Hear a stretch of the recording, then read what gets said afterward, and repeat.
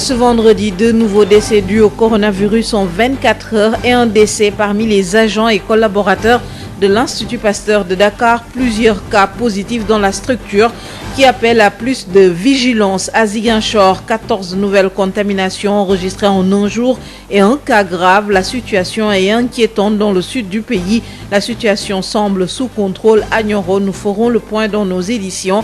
Le Sénégal décide de prolonger la fermeture des frontières aériennes jusqu'au 30 juin. La mesure devait prendre fin ce 31 mai. Reprise des cours le 2 juin. Le ministre de l'Éducation nationale en tournée éclair dans les régions. Mamadou Talla constate le dispositif de prévention. Il se veut rassurant alors que les enseignants rejoignent leur poste. Élèves et enseignants en provenance des autres régions seront testés à Kaffrine. Et la colère des associations de l'enseignement coranique, des associations qui exigent l'arrêt immédiat du placement des talibés dans les centres d'accueil. Le contradictoire nous plonge ce matin dans la problématique des inondations. Quelles mesures en amont, quelles actions spécifiques? Le colonel à la retraite, expert en gestion des catastrophes et des situations d'urgence, colonel Mamadou Haché Abdou Birahim Diop, ingénieur aménageur, directeur du développement urbain de la ville de Dakar, seront nos invités. L'actualité internationale, la revue de presse avec Raps Elimanouane, Sud Éducation, pour compléter nos éditions mises en onde par Alioune Badara Socé. Les titres en wolof bi Rama Ndiaye, asalaamaaleykum. waaleykum salaam ajaratu Issa Niang salaamaaleykum mbokki yu tënkum xibaar yi ñu doore ko titre ci la nga xamante ne moom mooy ñaari nit yu daal di faatu bees ci benn ay bés yu jëm ci wàllu mbas mi am kenn itam ki nga xamante ne daal dina ñàkk bakkanam ak ñeneen ñi nga xamante ne jot nañ lii di mbas mi foofee ca Institut Pasteur foofee itam gis nañ ne ñu bëri daal dinañ ko amee ca booba jamono ca Ziguinchor foofee gis nañ ne itam lu toll ci fukki nit ak ñaar ñoo ko fa amee bees ci benn ay bés keetu loolu itam am na ci kenn ka nga xamante ne fi mu ne nii dañ ko rawale loolee nag andi njàqare ca diwaan ba ci fa nga xamante ne moom mooy Nioro dafa mel ni itam yëf yaa ngi dellu ginnaaw bu baax a baax Sénégal itam daal di jël dogal gi nga xamante ne rek moom mooy tëjum frontière aérienne maanaam ci jaww ji ndaxte ba loolee ni ki fanweeri fan ak benn ci weer wi lañ ko naroon a yëkkati wante yokk nañ ko ba fanweeri fan ci weeru juin gi ñu dëgmal la ci noonu itam ci wàllu njàng beeg njàngale bi jëwriñ guñ ko dénk moo ngi dafa tournée foofee ca Louga daal dina ci ginde askan wa moom Mamadou Talla jàpp na ne nag foofee am nañ la nga xamante ne moom mooy dispositif boobu am solo ngir rek fexe nit ñi mën a jàng ci nu mu mucc ayib ca boobu jamono itam jàngalekat yi ak élèves yi ñoom ci seen wàllu bopp ñi nga xamante ne dañu bàyyeekoo ci yeneen diwaan yi ñoo ngi fexe jëf seen kéem kattan gi rek daal di egg ci yooyee bërëb ca booba jamono ña nga xamante ne ñoom ñooy jàngale bu alxuraan ak daara yi mënatuñu nangu benn yoon ñuy jël gune yi di leen di yóbbu ci centre d'accueil yi ba tax rek ñuy sàkku ci nguurub Sénégal mu deltu ci dogal boobee ndaxte nag yëf yi dafa mel ni dafa am leneen lu ca laxasu ba tax rek ñu daal di yëkk seen kàddu contradictoire gis-gis ñaari kàngam yu wuroo ci benn mbir niki tey ji la ñuy waxtaane bokk na ci lu jëm ci wàllu mbënn bi inondation yi lan la ñu war a def laata loolu ak it ban taxawaay lañ ca war a mën a am loolee dinañ ci dalal ñaari kàngam bokk na ci colonel à la retraite nekk ka nga xamante ne xam-xamam dafa màcc ci wàllu saytu pour catastrophe ak situation d'urgence di colonel Mamadou Athie keneen ki di Abdou Birahim Diop nekk ingénieur aménageur nekk directeur de développement urbain bu Ndakaaru li ni mel biñ ci boole yeneen xibaar bokk na ci revue de la presse ak it lu jëm ci wàllu sud éducation loolee ñu ànd ci ak Xabsa Eliman wan lay doon ci kanam tuuti gërëm bu baax Alioune Badara Socé mi fete woon ci xarale gi.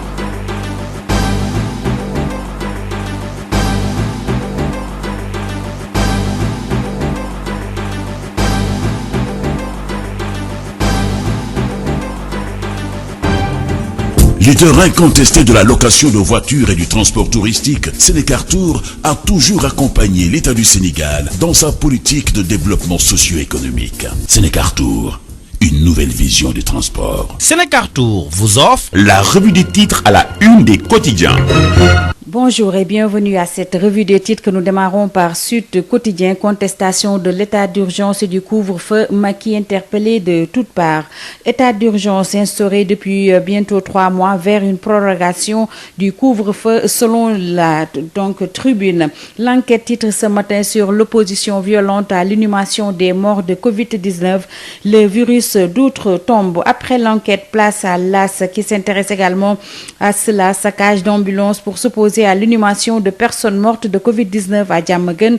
La police arrête 4 des instigateurs. Critique nous parle de la fermeture prolongée des frontières aériennes du Sénégal. Destination close jusqu'au 30 juin. Après critique, nous nous intéressons à la une du Soleil de ce matin.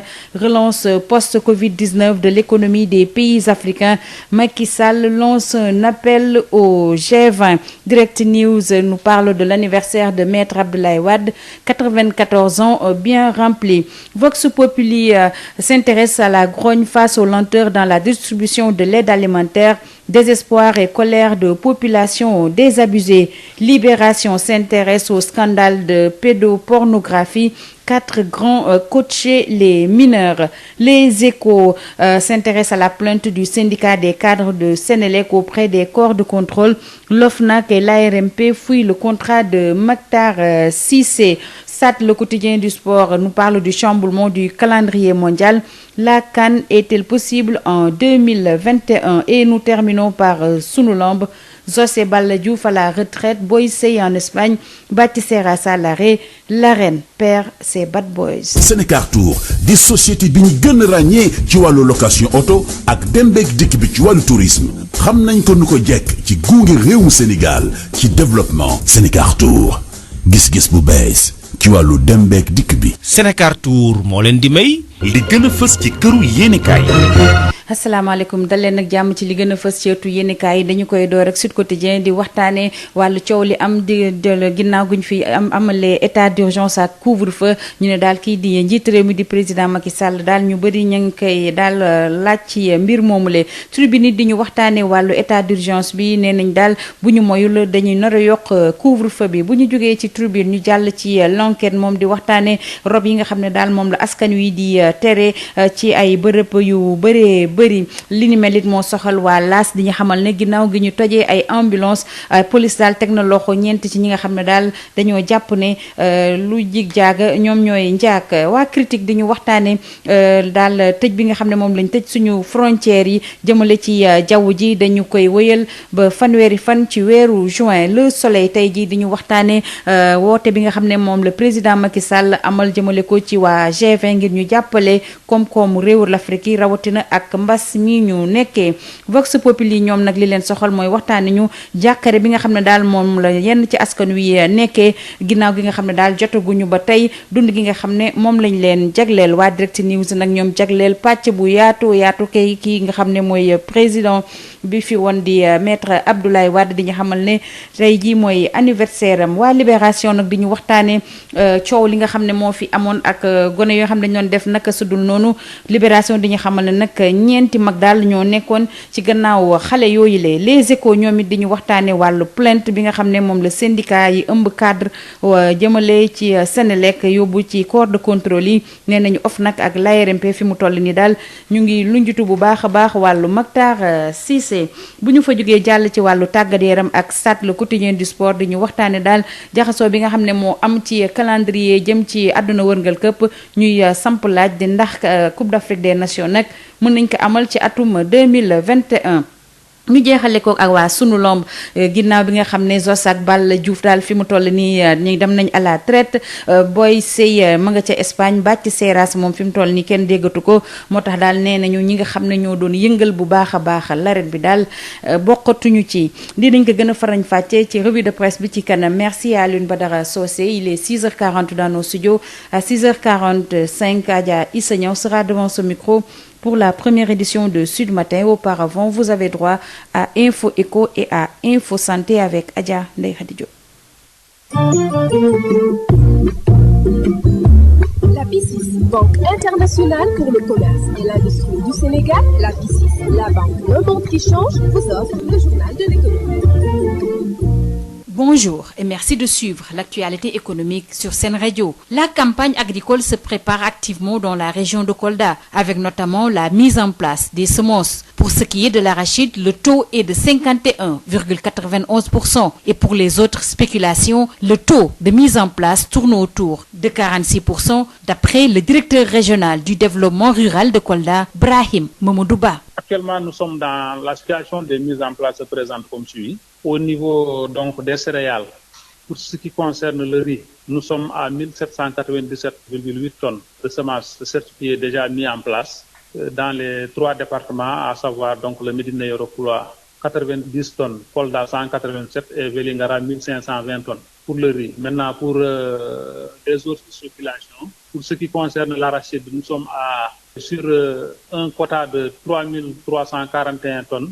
Nous avons pour l'instant reçu 2785 tonnes d'arachide, donc mise en place. Pour ce qui concerne les autres céréales comme le sorgho, nous sommes à presque 300 tonnes de mise en place. De maïs, nous sommes à 412 tonnes de semences de maïs mises en place. Pour ce qui est de l'arachide, on a déjà enregistré 2785 tonnes de mise en place, soit un taux de presque de 51,91%. Pour les autres céréales aussi, on est aux alentours de 46% de taux de mise en place. Mais il faut comprendre qu'actuellement, les semences sont mises en place au niveau des points de cession. Donc, les ventes ont démarré, mais de façon très timide, compte tenu du fait que l'hivernage n'a pas encore démarré et que les gens sont sur plusieurs fronts. Dans ce contexte de Covid-19, est-ce que, comme pour les autres régions, vous avez respecté les mesures barrières, convoqué tour à tour les producteurs? Oui. Les mesures sont scrupuleusement respectées parce que déjà, le plus gros du travail que nous faisons, c'est un travail à distance. Nous échangeons à travers le téléphone, à travers donc le net, aussi bien pour les opérateurs semenciers qu'avec nos techniciens qui sont sur le terrain. Et les mesures barrières aussi sont prises en charge aussi bien au niveau du service qu'au niveau de nos partenaires. Parce que pour le port des masques est obligatoire pour entrer au niveau du service, aussi bien aussi le lavage des mains au savon. C'est des mesures qui sont strictes, donc juste au niveau de l'entrée de la DRDR. Toutes les communautés sont réunies pour que chaque visiteur puisse vraiment, avant de faire quoi que ce soit, passer au niveau de ces points pour aussi bien laver ses mains, s'essuyer, et le port du masque est obligatoire. C'était le directeur régional du développement rural de Kolda, Brahim Mamoudouba. Le journal de l'économie, c'est fini. Merci de votre fidélité. La BICIS, Banque internationale pour le commerce et l'industrie du Sénégal, la BICIS, la banque d'un monde qui change, vous a offert le journal de l'économie. Biotox anti-moustique pour le corps, les vêtements, les rideaux et draps vous protège contre les moustiques chez l'adulte et l'enfant. Val d'Afrique vous offre votre journal de la santé. Bonjour à tous et bienvenue. Info Santé, c'est sur la tournée du comité régional de gestion des épidémies à Dakar. C'est pour sensibiliser les acteurs communautaires sur les nouvelles orientations du ministère de la Santé. Hier, le comité était à Yoff. La délégation a été conduite par le gouverneur de la région, Thierno Alassane Sall, interrogé par Babacar Samb. Nous venons d'initier, dans le cadre des activités du comité régional de gestion des épidémies, une tournée à l'échelle régionale pour rencontrer les acteurs des comités départementaux, mais également des comités locaux et surtout les acteurs à la base, donc les porteurs de dynamique communautaire, donc les OCB. Parce que le contexte de lutte ayant changé avec les mesures d'assouplissement, nous avons l'obligation, le devoir d'aller à la rencontre des acteurs pour porter un message, le message de l'autorité en charge de la gestion de la crise. Il s'agit du ministre de la Santé. Pour leur dire quoi? Pour leur faire comprendre que le combat que nous menons contre la pandémie est d'abord et avant tout le combat de la communauté. Nous voulons, avec la communauté, combattre l'épidémie, mais surtout faire en sorte que tout ce qui est mesures barrières, bonnes pratiques, réflexes de prévention soient compris et saisis par ces acteurs communautaires et que ces acteurs communautaires-là puissent évidemment démultiplier l'information, la communication, la sensibilisation auprès des populations à la base. Il s'agit d'une tournée de 3 jours qui concerne les 4 départements de Dakar. L'accent sera mis sur la stigmatisation, mais aussi sur le relâchement dans le respect des mesures barrières. Nous avons donc, dans la dynamique de la reprise des cours, voulu porter ce message fort à travers une intense campagne de communication et de sensibilisation qui nous mènera dans les 4 départements de Dakar.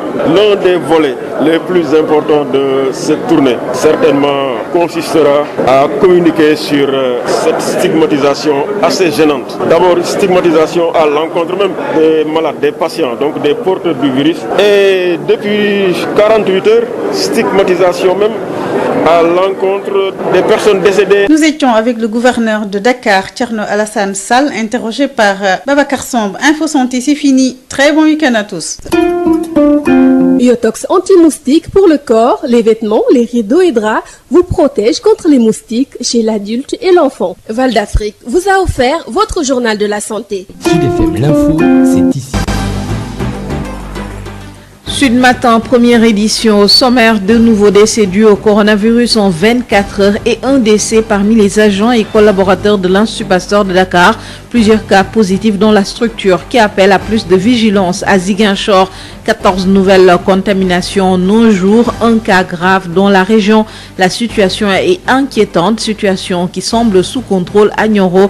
Nous ferons le point alors que le Sénégal décide de prolonger la fermeture des frontières aériennes jusqu'au 30 juin. La mesure devait prendre fin ce 31 mai. Reprise des cours ce 2 juin. Le ministre de l'Éducation nationale en tournée éclair dans les régions. Mamadou Talla constate le dispositif de prévention. Il se veut rassurant alors que les enseignants rejoignent lentement leur poste. Enseignants et élèves en provenance des autres régions seront testés à Kaffrine. La colère des associations des acteurs de l'enseignement coranique, des associations qui exigent l'arrêt immédiat du placement des talibés dans les centres d'accueil. Voilà pour les titres.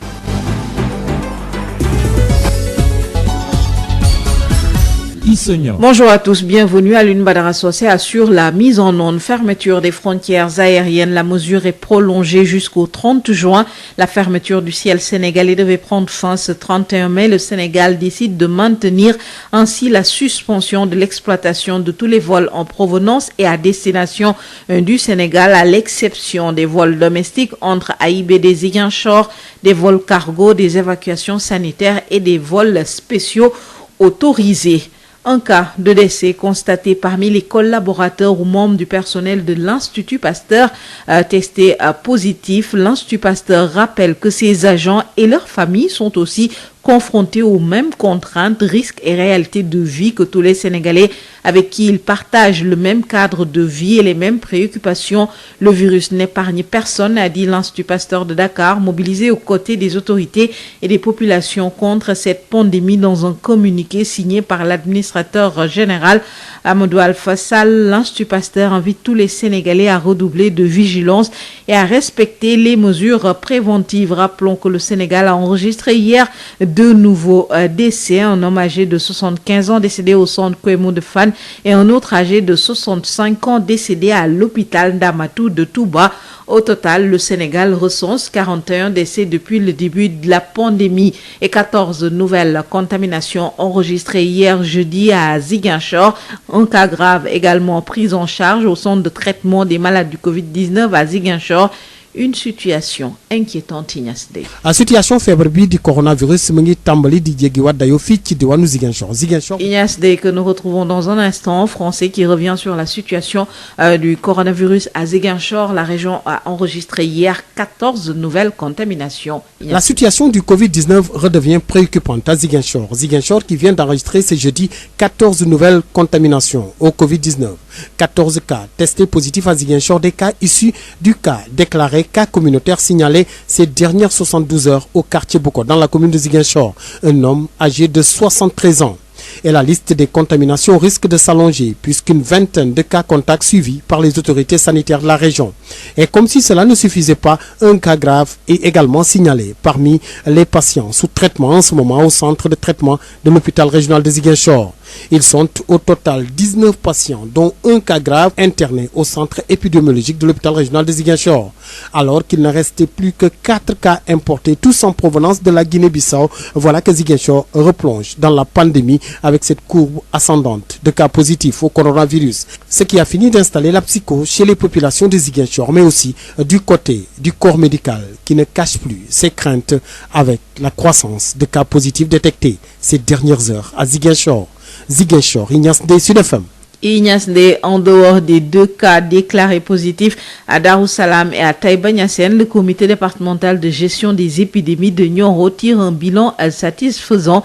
La pandémie semble sous contrôle. À Nioro, Mamadou Camara. Le comité départemental de gestion des épidémies du département de Nioro tire un bilan satisfaisant par rapport à la situation de la COVID-19 dans le dit département. Abdoul Aziz Diagne est le préfet du département de Nioro, par ailleurs président du comité de gestion des épidémies à Nioro. Les 2 cas communautaires, de même que les cas contacts, sont revenus dans le département guéri. Et tous les cas suspects ou tous les cas contacts des cas communautaires ont eu des prélèvements négatifs. Donc le département de Nioro est actuellement indemne de virus ou en tout cas de malades à Covid-19. Les différentes actions également déroulées par le service d'hygiène ont permis de mettre l'accent sur la prévention, mais également les autres acteurs, surtout au niveau communautaire, ont développé des actions qui ont permis de contenir la maladie dès l'apparition des premiers cas. Il invite tous les acteurs à lutter contre la propagation de la pandémie dans le département, tout en rappelant le respect scrupuleux des mesures barrières dans les services publics et dans les établissements scolaires. Kaoulak, Mamadou Camara sur FM.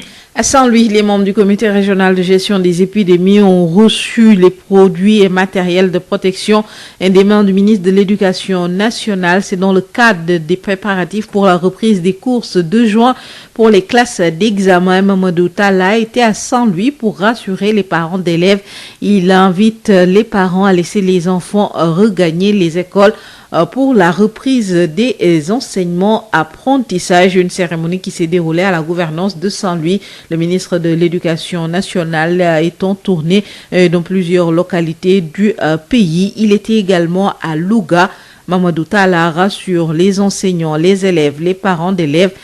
Toutes les mesures sont prises pour assurer les conditions de la reprise des enseignements ce 2 juin. Mamadou Talla, que nous écoutons au micro de Lamine Guessaman. De l'ensemble des établissements, l'ensemble des activités qui se dérouleront du 2 jusqu'au 31 juillet, sous la direction de l'inspecteur d'académie que je salue et l'ensemble des inspecteurs d'éducation et de la formation, ils doivent se conformer au respect strict de ce protocole sanitaire. À côté de ce qui a été mis en place, je sais que dans ces grandes villes, le maire de la ville, le président du conseil départemental et d'autres également bonne volonté ont activement participé, même malgré le nombre de cartons qu'ils ont amenés. Au niveau national, nous avons ramené plus de 52 000 masques, même si on nous a dit qu'il y en a suffisamment. On peut garder, on ne sait pas d'ici la fin de l'année scolaire si on en aura besoin. Nous avons également amené 1200 gels alcoolisés. Nous avons amené des lavoirs, plus de 300, 250 thermoflasques, plus de 1020 désinfectants. Et ici ajoute, parce que nous pensons également aux élèves qui ne sont pas en classe d'examen, qui sont en train de faire ce qu'on appelle apprendre à la maison. Tout le monde n'a pas la télé, tout le monde n'a pas l'internet, tout le monde peut ne pas avoir accès à la radio. Nous avons pensé à ces élèves pour leur donner des documents physiques. Et pour ce faire, il faut que chaque IR puisse disposer des duplicopieurs. Dans la région de Louga, il y aura 4 duplicopieurs. Un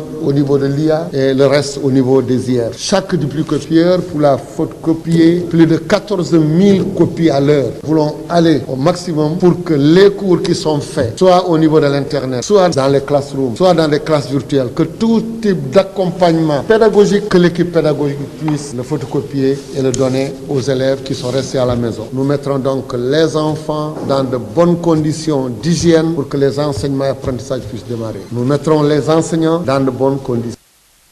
Le ministre Mamadou Talla en visite à Louga pour la reprise des cours prévus ce 2 juin pour les élèves en classe d'examen. Les enseignants rejoignent leur poste. 148 enseignants sont arrivés à Kaffrine. Le secrétaire régional du SAEMS, coordinateur du G7 à Kaffrine et secrétaire général national chargé de l'organisation du SAEMS relève des manquements. Et à propos du quantum horaire, Wandifa Mané estime que ce sera très difficile de rattraper le temps perdu. À Kaffrine, les 148 enseignants sont de retour. Ils ont été accueillis au conseil départemental par le préfet, les autorités médicales et les partenaires de l'école. La coordonnatrice régionale de la COUSIDEP a salué le dispositif sanitaire mis en place pour tester les enseignants et élèves en provenance des autres régions.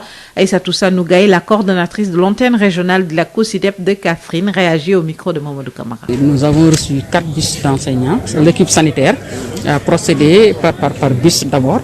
Et après chaque bus maintenant, on demande aux autres bus de sortir.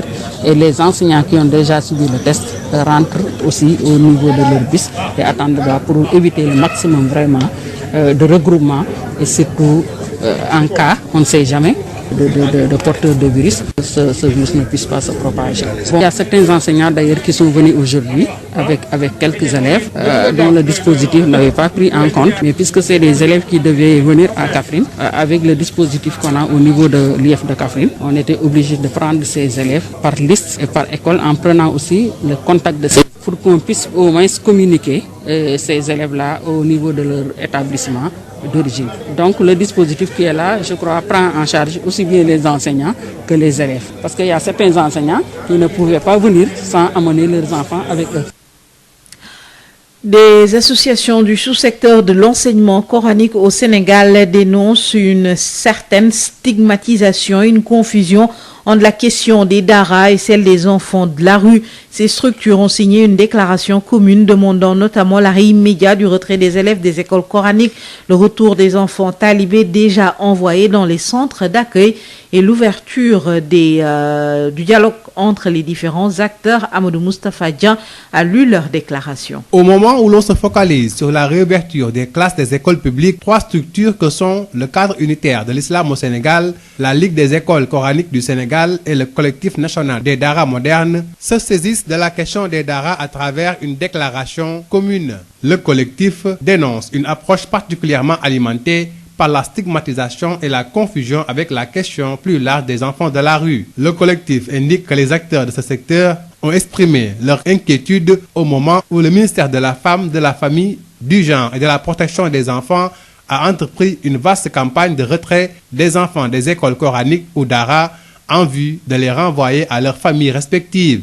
Ainsi, certains élèves se sont vus enlever de force des mains de leurs maîtres et embarqués manu militari dans des bus qui les transportaient vers des centres d'accueil provisoires. Cependant, indique la déclaration, une telle décision a été prise sans explication rationnelle et sans une large concertation avec les acteurs concernés, à savoir les maîtres coraniques et les parents d'élèves. Raison pour laquelle, à l'issue d'une rencontre tenue ce 26 mai, ces acteurs recommandent l'arrêt immédiat de tout retrait d'élèves des écoles coraniques partout au Sénégal, le retour des enfants mis en surveillance dans les centres d'accueil vers leurs daras respectifs, l'extension de l'aide alimentaire de l'État aux écoles coraniques pour leur permettre de poursuivre les enseignements en respectant les mesures barrières, l'arrêt immédiat de toutes les mesures concernant la fermeture des écoles coraniques sous aucun prétexte et la reprise du dialogue avec les acteurs en vue d'une meilleure prise en charge du sous-secteur de l'enseignement coranique dans le système d'éducation formelle du Sénégal. Amadou Moustapha Dian, toujours concernant cette situation, retenez qu'à Saint-Louis, 250 enfants talibés font l'objet de retour en famille à Linguère où ils seront accueillis sur place par le préfet qui a déjà mis en place un dispositif pour la quarantaine, annonce faite par le chef du service de l'AMO de Saint-Louis qui révèle que 15 daras se sont portés volontaires pour le retour en famille de ces enfants talibés. Le point de la pandémie dans le monde, le nouveau virus donc a fait plus de 359 000 morts dans le monde depuis son apparition et au moins 5,8 millions de personnes ont été contaminées dans 196 pays selon un bilan établi hier soir par l'agence France Presse. Retenez que les États-Unis ont recensé hier jeudi 1297 nouveaux décès en 24 heures selon le comptage quotidien de l'université Johns Hopkins qui fait référence. Cela porte à 101 573 le nombre total de morts déplorés dans le pays de loin le plus endeuillé par la pandémie. Après les États-Unis viennent le Royaume-Uni, l'Italie, la France, l'Espagne. Et puis parmi les pays les plus durement touchés, la Belgique est celui qui déplore le plus grand nombre de morts par rapport à sa population. Et puis le point en Amérique latine, au Brésil, l'urgence reste de tenter de contrôler la pandémie. Le pays a connu hier son troisième pire bilan quotidien en ce qui concerne les décès avec 1156 morts pour un total de 26 754. Quelques 26 417 nouvelles contaminations ont été répertoriées. pire bilan quotidien du pays. Fin de cette première édition. Merci de l'avoir suivi. Birama Ndiaye s'installe dans une poignée de secondes pour le journal en wolof.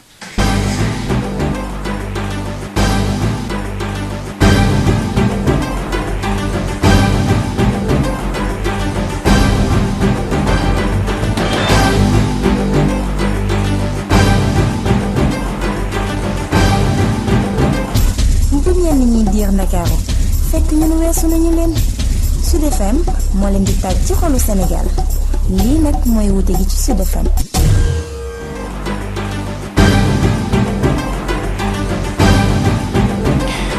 jërëjëf Ajaratu Issa Niang jërëjëf Aline Badara Socé ci nar a gën a fës ci xibaar yi mbokk yi ginnaaw bi ñu leen nuyoo bokk na ci ñaari nit ya nga xamante ne ñàkk nañ seen bakkan ci benn bés la nga xamante ne moom moo jëm ci wàllu mbas mi am keneen itam kuy liggéey ci Institut Pasteur ku fa ñàkk bakkanam ñu bëri daal di fa jot lii di feebar bi. dinañ ci ñëw ci yaatalu xibaar yi foofee ca Ziguinchor itam gis nañ ne am na lu toll ci fukki nit ak ñeent yu bees ya nga xamante ne am nañ ko kenn ki ñu daal di ko rawale loolee nag daal dina andi njàqare foofee ca diwaan ba ca Nioro nag ñoom seen xel mun naa dalandi ndaxte gis nañ ne nag yëf yaa ngay dellu ginnaaw buñ ca noppee Sénégal jàpp na ne nag dafay yokk la nga xamante ne moom mooy tëju bu jaww ji ci dem beeg dikk bi ndaxte niki fanweeri fan ak benn ci weer wi lañ ko naroon dindi.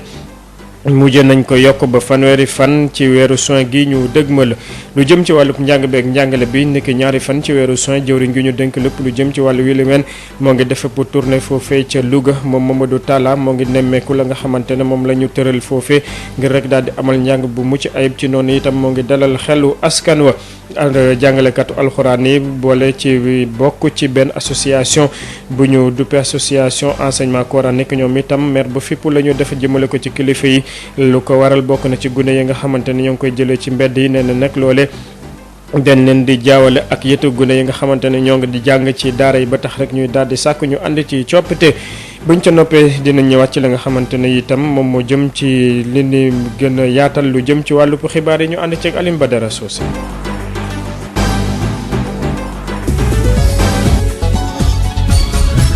Birama Ndiaye sant leen gërëm leen di leen tatagan ci teelu bi ngeen di teewlu seen rajo Sud FM 98.5 ak mboolem suñu bànqaas suñu lëkkaloo ñu dooree ko xibaar yi ci tëju te li nga xamante ne moom mooy frontière aérien daal dinañ ko yokk ba fanweeri fan ci weeru juin gi ñu dëgmal loolee nag dina naroon na jeex ci app biñ ko appaloon ni ki fanweeri fan ak benn ci weer wi ñu nekk Sénégal nag daal dina fexe rek dakkal lépp lu jëm ci wàllu jaww ji dem beeg dikki bi ngir rek daal di moytandiku baax a baax la nga xamante ne moom mooy ay nit yu bàyyi ko biti réew mën fee dugalaat la nga xamante ne moom moo jëm ci wàllu mbas moomee genn nit ñàkk bakkanam fee ci ñi nga xamante ne ñoom ñooy liggéey ci Institut Pasteur nag moo ngi xamle ñoom ak seeni njaboot ak it ña nga xamante ne ñoom ñooy yëngu ci wàllu woowee la nga xamante ne moom la Sénégalais yi du dund moom la ñuy dund ba tax rek ñu jàpp ne mbas mi le bàyyiwul kenn ci loolu itam ñoo ngi xamle rek tey la ñu gën a fàbbu taxaw ci wetu kilifa yi rawatina ci wetu Sénégalais yi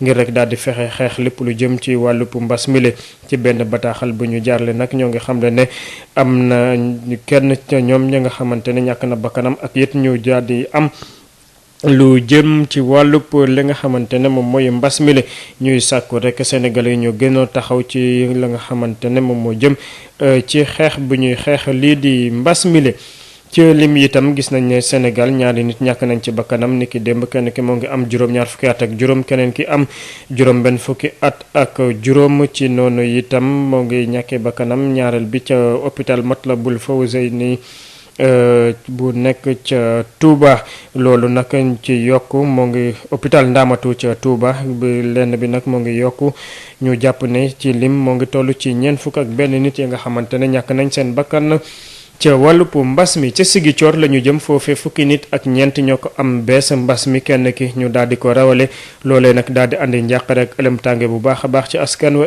Ignace Ndeye.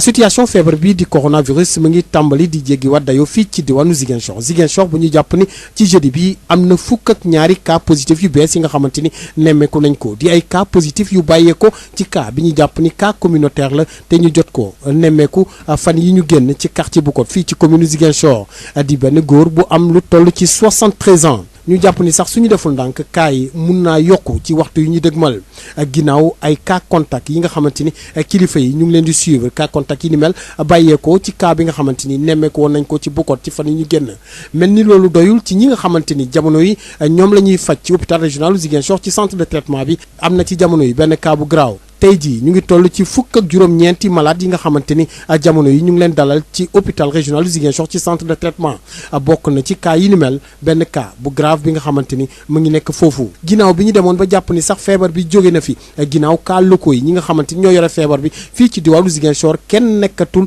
ci centre de traitement ñu koy faj ñeenti cas importé yu bàyyeekoo Guinée Bissau dong ñoo fa desoon tey jii Ziguinchor delluwaat na ci li nga xamante ni moom mooy feebar bi ak ay cas positif yu ñu nemmeeku ci waxtu ñu génne te loolu tàmbali di indi njàkkare ak tiitaange ci askan bi fekk baax fii bokk na ci tamit ñi nga xamante ni ñooy waa kër docteur ñoom ñi nga xamante ni nëbbuñu seen jaaxle ci cas positif yi nga xamante ni mu ngi law ci waxtu yi ñu génn Ziguinchor Ignace Ndeye Sud FM. Ziguinchor Ignace Ndeye ca boobu jamono ca Nioro ginnaaw ñaar ñi nga xamante ne itam daal nañ leen déclaré ne am nañ leen di mbas mi foofee ca Darou Salam ak ca Taïba Niassène comité départemental bi nga xamante ne moom mooy saytu lépp lu jëm ci wàllub feebar yooye di law ca Nioro moom nag jàpp na ne am xel mun na dalandi ci xeex gi nga xamante ne ñoo ngi ko fay xeex Mamadou Camara. kuréel bi ñu samp ci département Nioro muy saytu lépp lu jëm ci wàllub yenn feebar yi muy épidémie ñoom kat rafetlu nañ ni liggéey bi doxee foofu pour ñu janoog li nga xam ne moom mooy mbas mi ci département Nioro.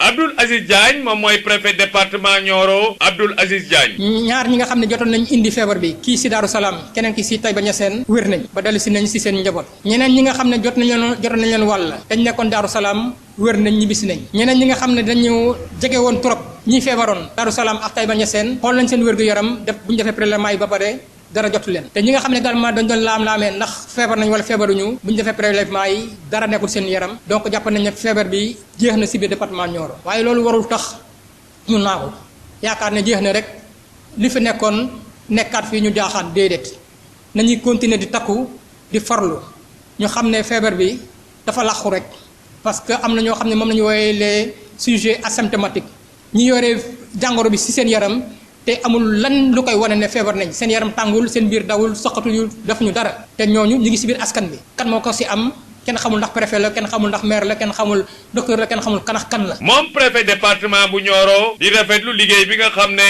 ñëpp def nañ ko pour mbas bi bañ a law ci biir département bi ak li ko wër di fàttali tamit li nga xam ne moom la kilifa yi dénkaane muy mesure barrière yi ci bërëbu liggéeykaay yi ak ci biir école yi ak tamit. ci julleekaay yi Kaolack Mamadou Camara Sud FM. Mamadou Camara ca booba jamono ca Ndar foofee comité ba nga xamante ne moom mooy saytu wàll wi li mel ñoom itam daal dinañu am ab lii di produit ak matériel yi nga xamante ne dinañ ko jëfandikoo loolee nag jëwriñ gi ñu dénk lépp lu jëm ci wàllub njàng bi ak njàngale bi moom moo leen ko jox ngir rek ñu mun a waaj bu baax a baax ubbi teeg l'école niki ñaari fan ci weeru juin Mamadou Talla daal dina ci porox ndollu di sàkku ci way juru ndongo yi ñu bàyyi gune yi bu bés ba jotee ñu mun a dem jàng ji.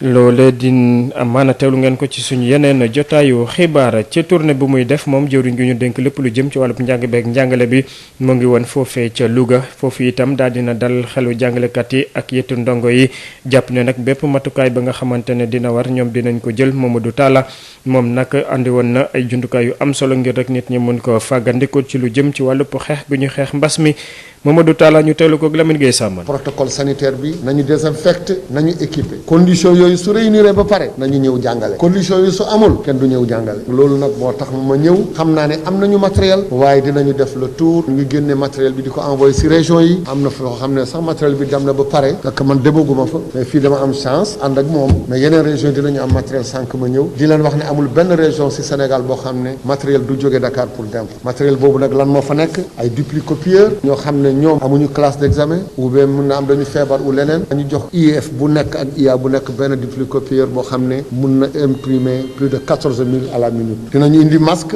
mooy li ñu indi fii ci Louga gel lavoir thermoflash désinfectant loolu aussi la ñu fekk fii comme matériel di wax ne communauté éducative bi moo war a jóg appel bi may lancé fii rek ci Louga mooy que comme matériel bi ñëw na classe yi désinfecté nañu leen responsable yi toog nañu le gouverneur l'IA les inspecteurs d'éducation ak formation ak enseignants yi ak par ñun ñëpp ñëpp nañu nekk benn ànd le jour J ñu commencé le 2 encadré xale yi ba le 31 comme yeneen réew yi ñu mën a def seen année foo mënta dem si àddina bi léegi nit ñi ñu ngi jéem a seet nan lañu def pour tijji même si suñu région bi dans l' espace UEMOA loolu am na CEDEAO noonu la mel Sénégal waruñu des ci ginnaaw loolu moo tax enseignants yi ñu ne ma te le ministre ñun gis nañu chaque jour gendarme yi ay policiers yi ñu ngi si mbedd yi guddi ak bëccëg gis nañu médecins yi ñu ngi ak malade waa kër docteur yi ñun aussi ay patriotes lañu comme ay patriotes lañu président woote na dinañu jóg ñëw jàngale xale yi parce que ñoom ñooy espoir bu suba ñoom mooy espoir demain di la wax ne les conditions sont bonnes donc léegi nañu démarrer.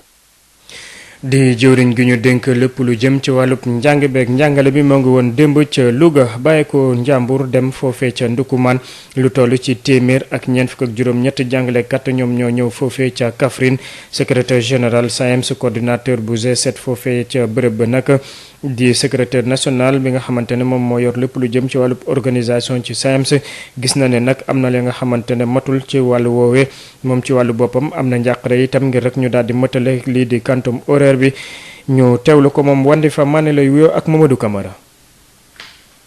Wandifa Mané nekk secrétaire général bu SAEMS régional foofee ca Kaffrine di fësal la nga xamante ne moom mooy njàqareem di ñàkk jot gi lii di quantum horaire bi ndaxte jàpp na ne nag waxtu bi nga xamante ne gune yi def nañ ko ca toog te jànguñu ko loolee ngir rek ñu dàbb ko ay jafe-jafe lay doon dinañ ci ñëwaat ci suñu yeneen jotaayu xibaar moom Wandifa Mané.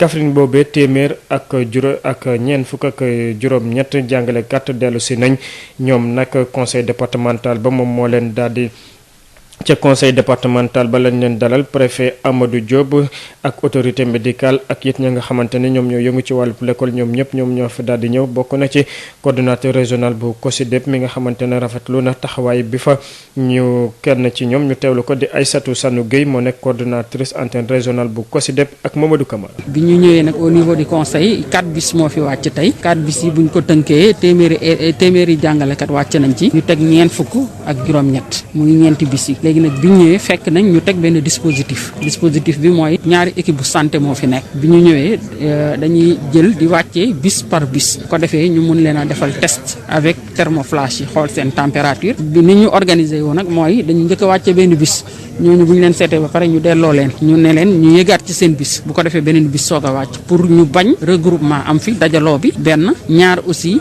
comme dañ leen di seet te xamuñ ndax am na ñu ànd ak virus bi wala déet loolu moo tax bu ñu seetee par bis ñooñu dañ leen di wax ñu dellu ci seen oto ba ñu dugg ñu soog a woo ñeneen ñu soog a wàcc ci dispositif bi ba tey jël nañ ci en charge aussi ay élèves am na ci jàngalekat yoo xam ne dañoo ñëw ànd ak seen i doom donc ñooñu aussi dañ leen di jël ci dispositif bi duñ leen boole ak listu jàngalekat yi dañ leen def seen liste bopp ñoom élèves yooyu élève bu ci nekk dinañ la laaj sa numéro téléphone laaj la ban école ngay jàngee pour buñ paree ñu mën a jël élèves yooyu mun leen a référé ci seen école yi ñu war a jàngee.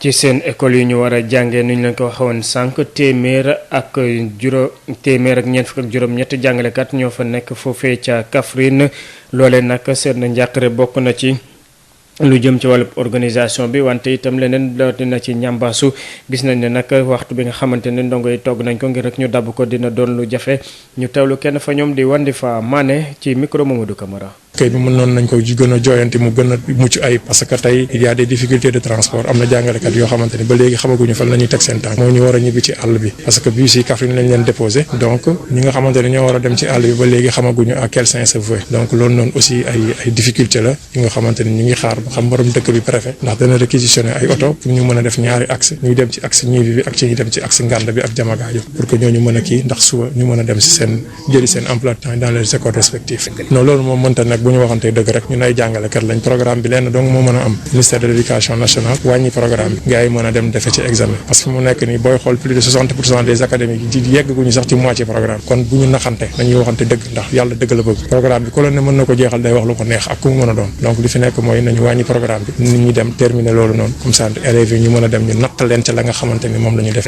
waaw ak précipitation la gaawante moo ci am parce que dañoo jàpp ni mënoon nañoo xaar ba gis ci lu gën a leer pour que ñu mënoon a dem école waaye comme président jël na décision jëfe rek moo fi des waaye nag jël na décision duñu tee ñun am nañ ci suñu xalaat waaw ndax aussi suñu xalaat nag kenn duñu ko tere jox wax moo taxit ñu jàpp ni mënoon nañoo xaar ba gis lu gën a leer ñu mën a jël décision dem jàngi ndax précédent yi bëri nañ fi en 68 amoon na fi grève bu métti année blanche amul 97 amoon na fi grève bu métti année blanche amul nit ñi jàng nañ ba septembre ñu dem defi examen après donc ci njàng bi ak njàngale bi la ñuy des bi yoon nag ci wàllu pour daara yi foofee association bi nga xamante ne dafa ëmb jàngalekatu daara yooye joxañ baaraamu tuuma mettitlu li nga xamante ne moom mooy lu jëm ci wàllu boddi konte bi ñu nemmeeku ci fànn boobule ak it jaawale gu ñuy jaawale gune yi nga xamante ne dañuy jàng ci daara yi ak ñuy taxawaalu ci biir mbedd yi loolee tax ñu daal di sàkku def benn xaatim ba nga xamante ne ñoom ñoo ko bokk maase ñaawlu loole jàpp na itam faaw ñu daal di taxaw bu baax a baax lépp lu jëm ci wàllu daara yooyee tënk léegi Amadou Moustapha Dieng. jamono ji nga xam ne ñi ngi waagal ubbite l'école bi ñeel ndongo yi nekk ci classe examen yi lee ñi nga xam ne ñoo nekk ci wàllu daara yi ñoom lëlu nañu ngir waxtaane seeni mbir looloo tax ñetti kuréel bu ci mel ni cadre unitaire de l'islam au Sénégal ligue des écoles coraniques bu Sénégal ak collectif national des daara modernes daal di siifendoo benn bataaxal di ki yëgle ne ñoom de ñi ngi ñaawlu bu baax boddi konte ak jaawale bi am ci mbirum daara yi ndax kat dañ leen di singali niki noonu di jaawale taalibe yi ak ñi nga xam ne ay xale lañu te di taxawaalu ci mbedd bi looloo tax ci biir bataaxal bi ñu xam ne ministère bi yooyu lépp jëm ci wàllu njaboot gi bu mu taxawalee ay programme ngir jëlee xale yi ci mbedd bi dañoo dem ci daara yi daal dafay jël xale yi yóbbu leen ci seeni kër te lu ni mel dañ ko def ci jaay doole ndax kat dañoo taxawal takk der yi daal di jël xale yi buub leen dugal leen ci ay woto yóbbu leen ci ay centre d'accueil provisoire te lu ni mel amuñ ci benn waxtaan te njëlbeen ak ñi nga xam ne ñoo yore yooyu la daara looloo tax fu mu nekk nii ginnaaw bu ñu ñaawloo boobu la doxalin ñi ngi joxoñ ay digle bi ki jiitu moo di ñu dakkal ni mu gën a gaawee jël bi ñu jël ndongo daara yi ki seeni bërëbu jàngukaay fépp ki Sénégal di leen yóbbu ci ay centre d'accueil niki noonu képp koo xam ne ndongo daara nga te nga nekkoon centre d'accueil nga daal di delloo ko daara ba nga nekkoon waaye it daal di yaatal lépp lu jëm ci wàllu ndimbal li ba nga xam ne daara yi dañ ci mën a jot bu ko defee lépp lu jëm ci wàllu mesures barrières yi ak jàngale biir daara yi mën a mucc ayib rasidol yi ndaa ngi tegandi ki suuf lépp lu jëm ci ay dogal ñeel tëj lenn ki daara yi ci réewu Sénégal ñuy xam ne lu ni mel buñ ci boolee ubbi waxtaan bu yaatu ñeel ñi yëngu ci wàllu secteur bi yépp amaana gindeeku dina am diggante woy daara yi ak nguuru Sénégal lu ni mel ñu mun cee jaar daal di yoonal lépp lu jëm ci wàllu ñanga njàngalem diine ak alxuraan ci biir éducation nationale bi. ci fànn boobee la ñuy des dem ba ca Ndar foofee lu toll ci 200 fukki taalibe daal di nañ leen delloo fi nga xamante ne moom mooy Linguère foofee nag lii di préfet ba moom moo leen war a daloo tax na itam ñu daal di tegu dispositif ba nga xamante ne buñ ñu ñëwee ñoom ñëpp dinañ leen ber xool ba xam ndax am nañ mbas mi am déet ak nu mu mënti demee ñi nga xamante ne ñoom ñooy taxaw ci fànn boobu la gis nañ ne nag loolee ñoo ngi ko jëlee ci lu toll ci fukki daara ak juróom yi nga xamante ne ñoom ñoo daal di jël seen dogalu bopp ne dañuy dellu ci seen njaboot ñu teewlu kenn fa ñoom di Baye Modou Diop ñu teewlu koog Yves Tendeng. waa tey dañ doon continuer rek liggéey bi nga xam ne nii bii moom lañ tàmbali woon mooy xale yi nga xam ne yi dañ leen waroon delloo ci seeni kër ci seeni waajur ci seeni dëkk ndax jàngoro bi nga xam ne mooy coronavirus ñuy doon am lu nga xam ne li dañ ko ci éviter di ko ci ragal ñuy bañ mu daal di law ba ci xale yi loolu moo waral ñu am liggéey bu ñu tàmbali woon depuis plus de 3 semaines ci loolu nag niñ ko doore woon mooy dañu demoon waxtaan ak sëriñ daara yi ngir waxtaan ak ñoom ci li nga xam ne moom moo waral action bi léegi amoon na ci 15 daara yoo nga xam ne yi ñoom d'accordoon nañ pour ñu delloo seeni xale pour ñu delloo leen ak taalibe yi moo tax tey jii ñooñu lañ doon delloo bërki démb delloo woon nañ ay xale ci zone yëpp ci localité yëpp waaye Linguère moo desoon ndax dafa amoon ay blocage tuuti waa tey nag delloo nañ 250 xale 250 xale yooyu yëpp Linguère lañ leen delloo préfet bu Linguère moom moo leen di accueillir préparé na moom dispositif yëpp yi nga xam ne yii war nañ taxawu xale yi ci wàllu seen wërgu-yaram waaye it ci seen wàllu lekk ndax xale yi bu ñu demee foofu 250 xale yooyu ak seeni marabu bu ñu demee foofu Linguère dañ leen di mettre en quarantaine pendant 14 jours loolu mooy liggéey bi nga xam ne bii moom lañ doon def tey moom tax tey jii ngeen gis xale yi ñu daal di taxaw fi ñun ñëpp chef de service action sociale nga xam ne moom mooy point focal bi ak acteurs yëpp ñoo fi nekk tey ngir taxaw joxe signal pour xale yi ci ndigalu préfet ñu daal di leen mën a delloo Linguère ndigalu préfet Saint-Louis ci loolu la ñuy def liggéey boobu su ko defee préfet Linguère bi jël na matuwaay yépp ba xale yi bu ñu ñëwee lépp lu ci war danañ ko def incha allah. incha allah ñu dem ci xibaaru biti réew foofee doore ko ci la nga xamante ne moom moo jëm ci wàllub mbas mi gis nañ ne itam ca France lim baa nga gën a yokku ñi nga xamante ne nag dañ leen hospitalisé te dañu amee lii di mbas mi fi mu ne nii nag ci ñooñu ñoo ngi gën a wàcc bu baax a baax ndaxte ñoo ngi toll woon ci fukki junni ak juróom yu toftal ñaari téeméeri nit ak juróom-ñett fi mu ne nii ñoo ngi ci junni ak ñeenti téeméer ak ñaar fukk ak juróom-ñeent ci lu jëm ci wàllub réanimation gis nañ ne itam bilan bi gën gaaneew moo ngi toll ci ñaar fukki junni nit ak juróom-ñett yu toftal juróom-benn téeméer ak juróom-benn fukk ak ñaari nit ya nga xamante ne ñàkk nañ ci seen bakkan lu jëm ci wàllub cour pénale internationale ñoom itam daal dinay fësal ni ki démb ne bàyyi nañu ki nga xamante ne moom moo fa nekkoon njiitu réew ca Côte d'Ivoire di Laurent Gbagbo mu mun a génn foofee ca Belgique dem fa nga xamante ne moom mooy réew bu ko neex loolee nag day fekk rek réew boobu mu jàpp ne kookee war na fa mun a nekk moom nag liñ ko doon toppee ci lu jëm ci wàllub crime yooyu mujj nañ ko bàyyi wante la nga xamante ne moom moo jëm ci wàllub liberté sans condition bi nangu luñ ko ñu jàpp ne nag kii di Laurent Gbagbo tëjoon nañ ko ci lu toll ci juróom-ñaari at ci la nga xamante ne moom mooy ca kaso ñu ko doon toppee itam xeex ak it faat nit lu toll ci ñetti junni bi amul diggante 2010 jàpp 2011 foofee ca Côte d'Ivoire. mbokk yi nga ci xibaar yi sant leen gërëm bu baax Alioune Badara Socé ci kanam tuuti Xabsa Elimane Wane ci wàllu revue de la presse ak programme seen rajo bu fanweeri simili tegoo ci juróom-ñaari waxtu kii di Ajaratu Issa Niang dellu si waat yaatal ko ci français.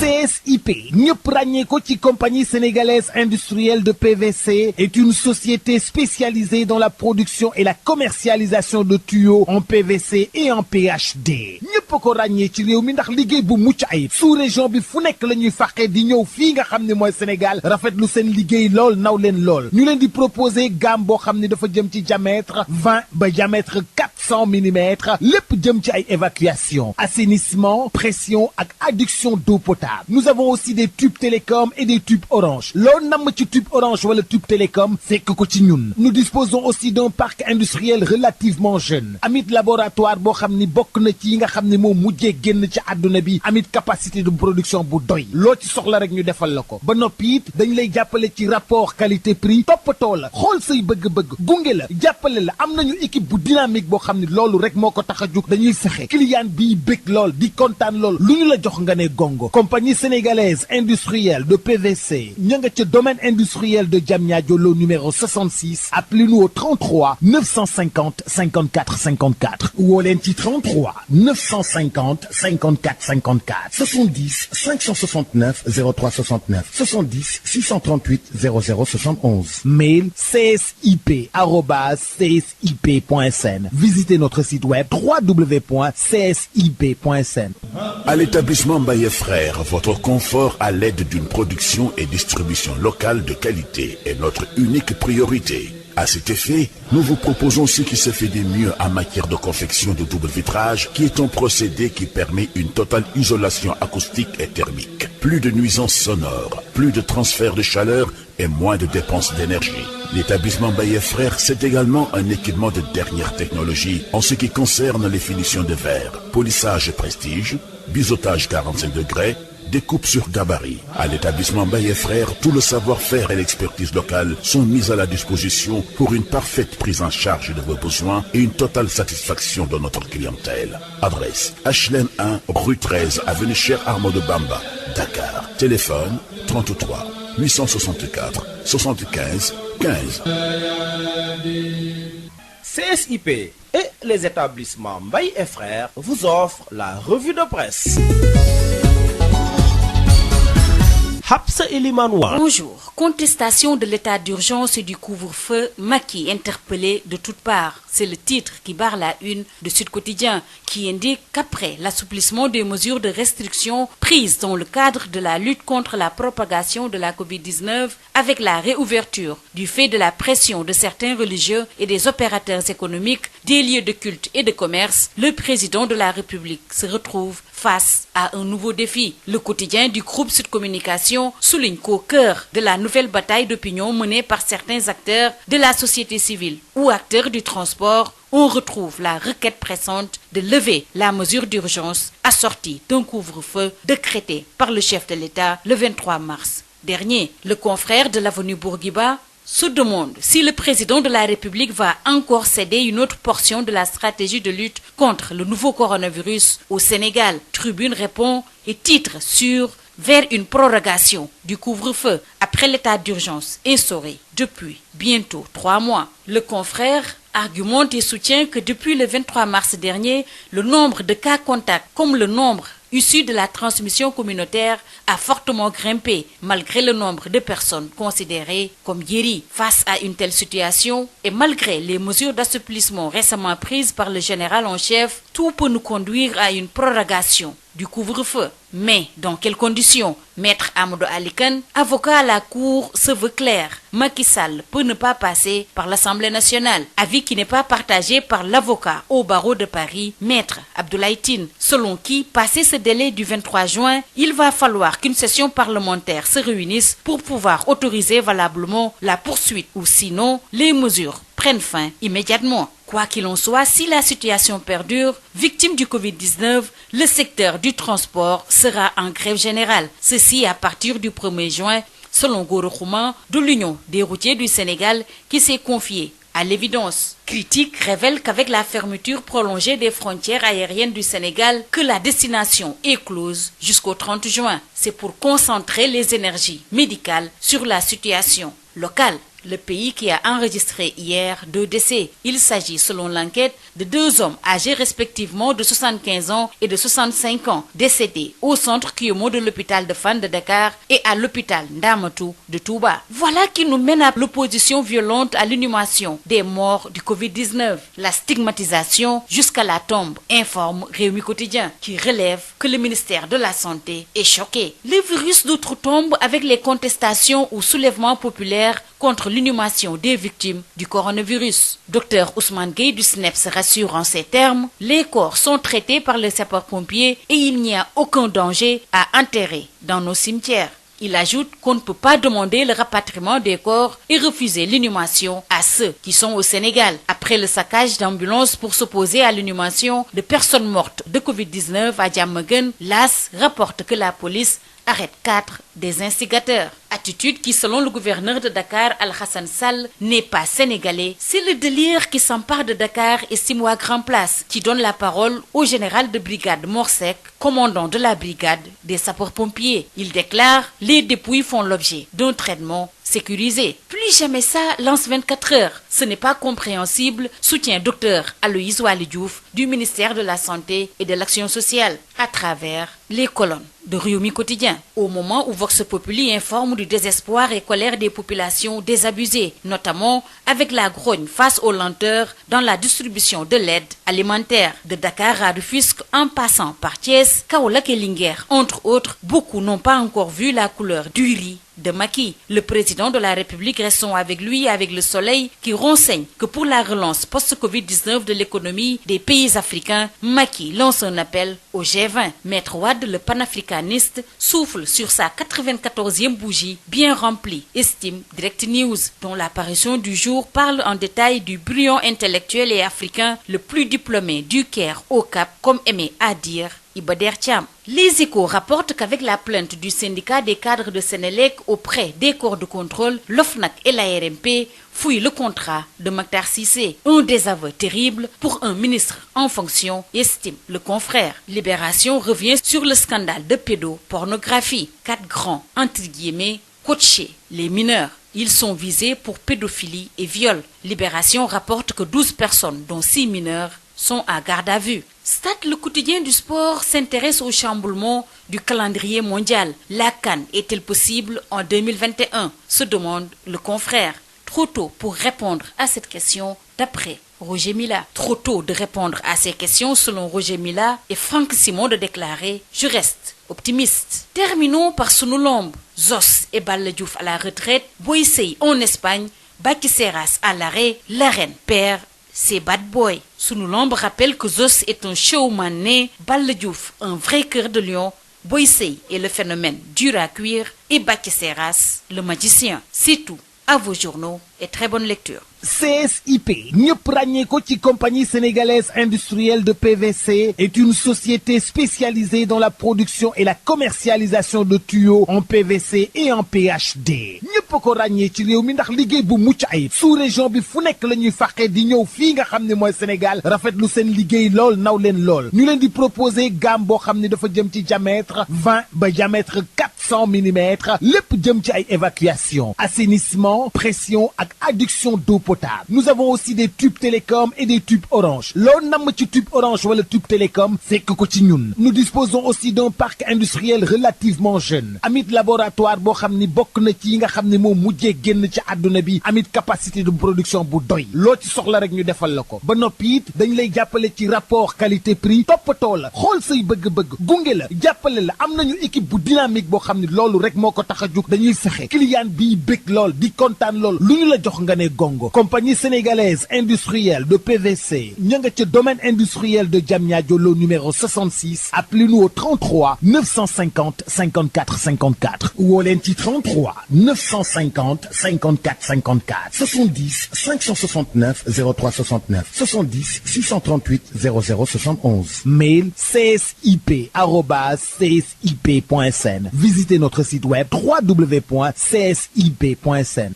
À l'établissement Mbaye Frères, votre confort à l'aide d'une production et distribution locale de qualité est notre unique priorité. À cet effet, nous vous proposons ce qui se fait de mieux en matière de confection de double vitrage, qui est un procédé qui permet une totale isolation acoustique et thermique. Plus de nuisances sonores, plus de transfert de chaleur et moins de dépenses d'énergie. L'établissement Baye Frères, c'est également un équipement de dernière technologie en ce qui concerne les finitions de verre, polissage prestige, biseautage 45 degrés, découpe sur gabarit. À l'établissement Baye Frères, tout le savoir-faire et l'expertise locale sont mis à la disposition pour une parfaite prise en charge de vos besoins et une totale satisfaction de notre clientèle. Adresse HLM 1, rue 13, avenue Cheikh Ahmadou Bamba, Dakar. Téléphone 33 864 75 15. CSIP et les établissements Mbaye et Frères vous ont offert la revue de presse. Lorsque les autres visent Dakar, nous allons plus loin. Sud FM vous installe au cœur du Sénégal. Toute la différence est là, sur Sud FM. Issegnan. Sud Matin, seconde édition. Bienvenue si vous nous rejoignez. Alioune Badara Socé assure la mise en onde, fermeture des frontières aériennes. La mesure est prolongée jusqu'au 30 juin. La fermeture du ciel sénégalais devait prendre fin ce 31 mai. Le Sénégal qui décide de maintenir la suspension de l'exploitation de tous les vols en provenance ou à destination du Sénégal, à l'exception des vols domestiques entre AIBD, Ziguinchor, des vols cargo, des évacuations sanitaires et des vols spéciaux autorisés. C'est dans le cadre de la lutte contre le coronavirus.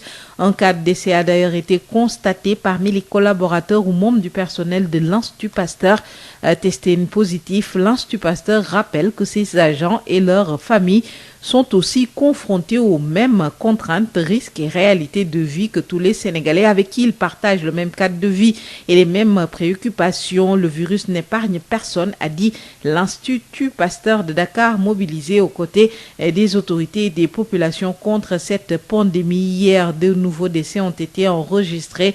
Il s'agit d'un homme de 75 ans décédé au centre Kouemou de Fan et un autre âgé de 65 ans décédé à l'hôpital d'Amatou de Touba, ce qui porte le nombre total de décès à 41. Ziguinchor a enregistré hier 14 nouvelles contaminations. Un cas grave est pris en charge au centre de traitement dédié. Les précisions de Ignace Ndeye. La situation du Covid-19 redevient préoccupante à Ziguinchor. Ziguinchor qui vient d'enregistrer ce jeudi 14 nouvelles contaminations au Covid-19.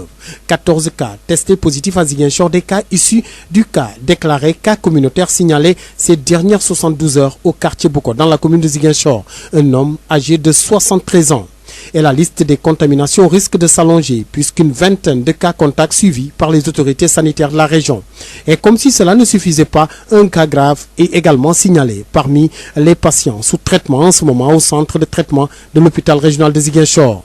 Ils sont au total 19 patients, dont un cas grave interné au centre épidémiologique de l'hôpital régional de Ziguinchor.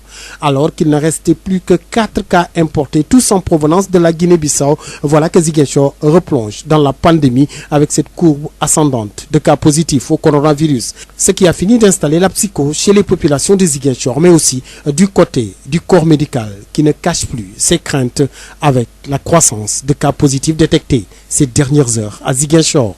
Ziguinchor, Ignace Ndeye, Sud FM. Ignace Ndeye, le ministre de l'Éducation nationale prépare la rentrée prévue ce 2 juin pour les élèves en classe d'examen. Les cours vont reprendre, des normes sanitaires sont mises en place, des dispositions sont prises pour éviter la propagation du coronavirus. Le ministre en tournée était hier à Louga. Il rassure les enseignants, les élèves et les parents d'élèves. Mamadou Tala avec Lamine Guessaman. Que l'ensemble des établissements, l'ensemble des activités qui se dérouleront du 2 jusqu'au 31 juillet, sous la direction de l'inspecteur d'académie que je salue et l'ensemble des inspecteurs d'éducation et de la formation, ils doivent se conformer au respect strict de ce protocole sanitaire. À côté de ce qui a été mis en place, je sais que dans ces grandes villes, le maire de la ville, le président du conseil départemental et d'autres également bonne volonté ont activement participé, même malgré le nombre de cartons qu'ils ont amenés. Au niveau national, nous avons ramené plus de 52 000 masques, même si on nous a dit qu'il y en a suffisamment. On peut garder. On ne sait pas d'ici la fin de l'année scolaire si on en aura besoin. Nous avons également amené 1200 gels alcoolisés. Nous avons amené des lavoirs, plus de 300, 250 thermoflasques, plus de 1020 désinfectants. Et ici ajoute, parce que nous pensons également aux élèves qui ne sont pas en classe d'examen, qui sont en train de faire ce qu'on appelle apprendre à la maison. Tout le monde n'a pas la télé, tout le monde n'a pas l'internet, tout le monde peut ne pas avoir accès à la radio. Nous avons pensé à ces élèves pour leur donner des documents physiques. Et pour ce faire, il faut que chaque IA, chaque IF puisse disposer des duplicopieurs. Dans la région de Louga, il y aura 4 duplicopieurs. Un au niveau de l'IA et le reste au niveau des IF. Chaque duplicopieur pourra photocopier plus de 14 000 copies à l'heure. Nous voulons aller au maximum pour que les cours qui sont faits, soit au niveau de l'Internet, soit dans les classrooms, soit dans les classes virtuelles, que tout type d'accompagnement pédagogique, que l'équipe pédagogique puisse le photocopier et le donner aux élèves qui sont restés à la maison. Nous mettrons donc les enfants dans de bonnes conditions d'hygiène pour que les enseignements et apprentissages puissent démarrer. Nous mettrons les enseignants dans de bonnes conditions. Mamadou Tala, ministre de l'Éducation nationale, il était hier entre Saint-Louis et Louga pour préparer la reprise des enseignements ce 2 juin. À quelques jours de cette reprise, à Rufisque, le mouvement Conscience Citoyenne est sur le terrain pour nettoyer et désinfecter les écoles. Ce jeudi, les membres étaient au lycée Abdoulaye Sadji en présence du préfet et des agents du service d'hygiène de Nizia Sambo.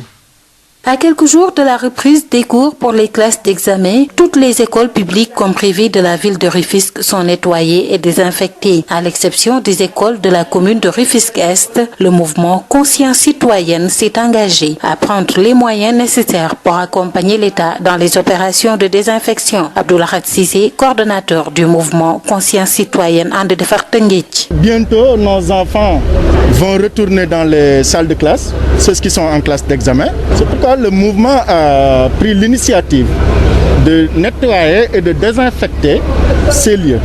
Et cette activité d'aujourd'hui n'est qu'une partie intégrante des actions, du plan d'action que le mouvement a eu à mener.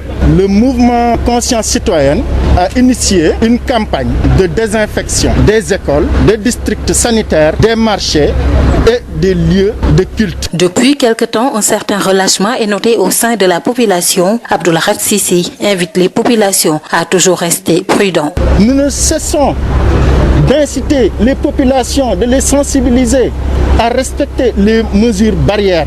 Parce que nous avons noté un certain relâchement de la population par rapport à cette maladie-là. Un relâchement déploré également par le préfet de Rufisque, Serigne Babacar Kane. C'est le lieu également de lancer un appel à toutes les Rufisquoises et à tous les Rufisquois de façon générale pour une remobilisation. Ce combat doit être aujourd'hui un combat de la communauté.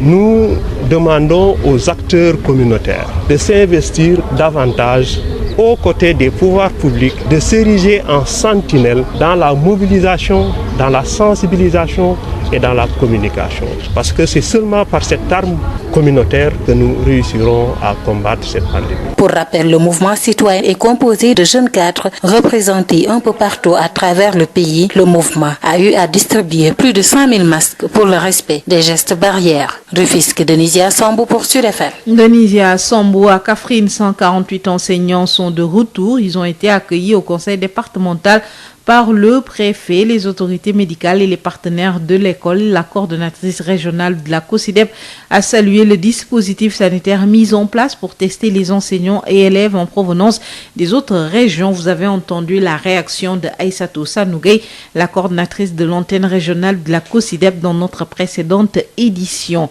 Et puis à Saint-Louis, 250 enfants talibés font l'objet de retour en famille à Linguère. Ils seront accueillis par le préfet qui a déjà mis en place un dispositif pour permettre la mise en quarantaine.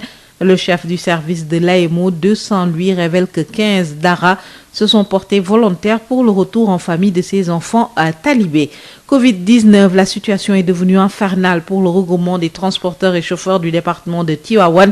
À l'arrêt depuis maintenant 3 mois, le regroupement a émis donc un cri de cœur à l'endroit de l'État du Sénégal. Ils veulent reprendre leurs activités, ces chauffeurs, à la correspondance de Babacar Sow. Covid-19, les chauffeurs et transporteurs du département de Tivaouane ne parviennent plus à vivre de leur métier à cause de la pandémie. Un cri de cœur des milliers de chefs de famille. Une corporation qui depuis près de 3 mois n'a pas de quoi se mettre sous la dent. Un appel pathétique au président Sall à trouver une solution à leurs problèmes comme il a fait pour les autres corps de métier. À les en croire, ce qu'ils vivent est pire que le coronavirus. Abdoulaye Diakhaté, ancien président du regroupement des chauffeurs de la région de Thiès et porte-parole des chauffeurs et transporteurs du département de Tivaouane. Aujourd'hui, nous n'arrivons plus à vivre de notre métier. On ne peut pas imposer à une personne de rester dans sa maison pendant 3 mois sans pouvoir travailler pour avoir de quoi mettre sous la dent. Donc nous lançons un appel à l'endroit du chef de l'État, le président Macky Sall qui nous gouverne, de nous trouver une solution comme ils l'ont fait avec les commerçants, les conducteurs de Jakarta, les imams. Aujourd'hui, ce que nous vivons est pire que le coronavirus. Des chauffeurs qui, selon le porte-parole du jour, sont en train de vivre avec le coronavirus pour respecter l'appel des autorités de ce pays et ceci avec le respect des mesures barrières, d'où l'intérêt de l'appel émis par ces chauffeurs pour les laisser travailler. Abdoulaye Diakhaté, président de la République, il nous a instruit de vivre avec le virus. Nous y sommes. Nous sommes en train de porter nos masques, d'utiliser nos gels. Ils sont là dans nos poches, de respecter les distances réglementaires. Nous lavons les mains. S'il y a d'autres mesures à prendre, ils n'ont qu'à nous les apprendre et nous laisser travailler parce que eux, ils travaillent. Nous avons choisi le transport comme mode de travail. Les médecins qui sont dans les hôpitaux là, mais ils travaillent, ils sont à côté des malades parce que c'est leur métier. Nous aussi, notre métier, c'est le transport. Les enseignants, ils les ont organisés. J'ai vu l'autre jour le ministre des Transports et le ministre de l'Enseignement supérieur et le directeur de Dakar Demdik en train d'organiser les enseignants. On avait comme l'impression que c'est un magal ou un gamou de Tivaouane. Tivaouane, Babacar Sow pour Sud FM. Le contradictoire.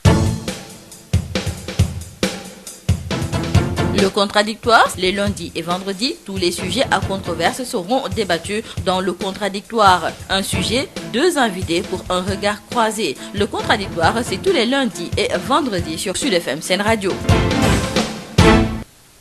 Le contradictoire s'intéresse aux inondations. Bientôt les premières pluies. La problématique des inondations se pose avec acuité à Dakar. La gestion des inondations demande 3 actions importantes.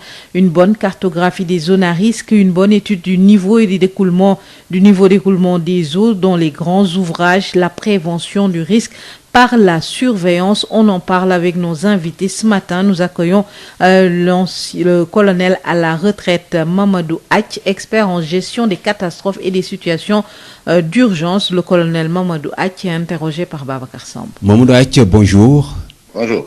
Vous êtes colonel à la retraite et expert en gestion des catastrophes et des situations d'urgence. L'hivernage se profile, les inondations, chaque saison des pluies, on en parle, toujours sans solution définitive.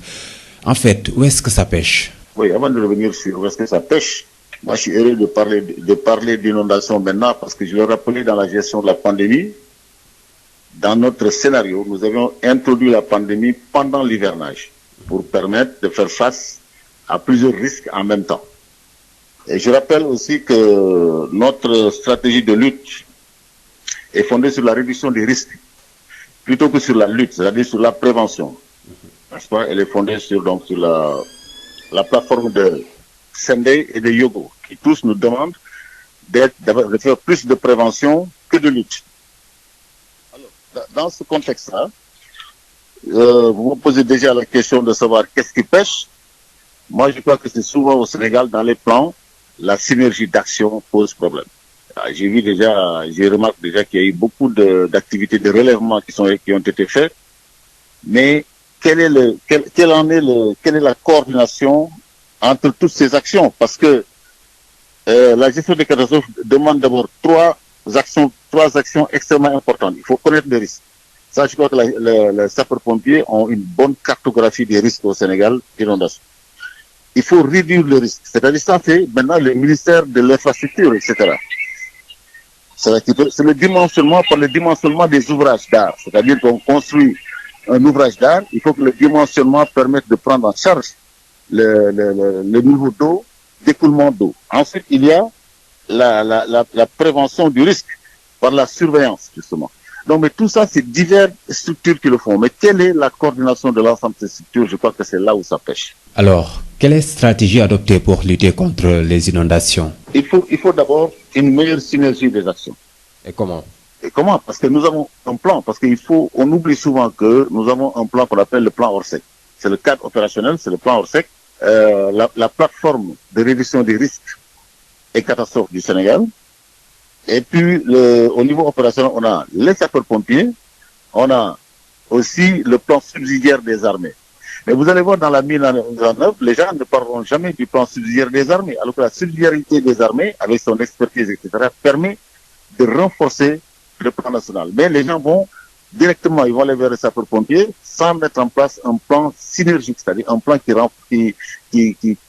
coordonne l'ensemble des actions. Et là, est-ce qu'également la lutte ne devrait pas être déconcentrée ou délocalisée et résoudre en même temps le problème de délimitation des terroirs? Non, mais en termes de gestion des inondations, c'est justement ce que vous dites qu'il faut faire. Nous avons le plan de contingence régionale. Ça existe. C'est un plan de contingence qui est au niveau du gouverneur, au niveau de chaque région. Il y a ce plan de contingence. Peut-être qu'il manque ce qu'on appelle le plan communal de sauvegarde. C'est-à-dire qu'il faut aller au plus petit de l'organisation de l'organisation nationale. Au plus petit, jusqu'aux communes. Il faut que les communes soient capables de faire face à l'inondation. Justement, on n'en est pas encore là, parce qu'il n'y a pas, je ne vois pas dans les communes la possibilité de lutter contre les inondations. Elle est laissée aux mains des sapeurs-pompiers. Sapeurs-pompiers devrait être une structure nationale. Mais au niveau local, il faut un plan communal de sauvegarde avec des ressources et des moyens. Je rappelle toujours, quand vous allez en Europe, les sapeurs-pompiers se trouvent à la mairie. Mais chez nous, les sapeurs-pompiers, c'est un sapeur-pompier national. Donc, je proposais la création, à côté du sapeur-pompier national, ce qu'on appelle les sapeurs-pompiers professionnels, qui seraient détachés au niveau des communes pour pouvoir aider ces communes à déjà gérer les inondations. Mamoudou Aït, je vous remercie. Merci beaucoup. Je rappelle que vous êtes colonel à la retraite et expert en gestion des catastrophes et des situations d'urgence. La ville de Dakar a dégagé un budget pour prendre en charge cette préoccupation majeure, la gestion des inondations. Des interventions sont déjà prévues, explique Abdou Birahim Diop, ingénieur aménageur, directeur du développement urbain de la ville de Dakar. Il répond à Babacar Samb. Abdou Birahim Diop, bonjour. Bonjour, M. Samb. Vous êtes ingénieur aménageur et directeur du développement urbain de la ville de Dakar.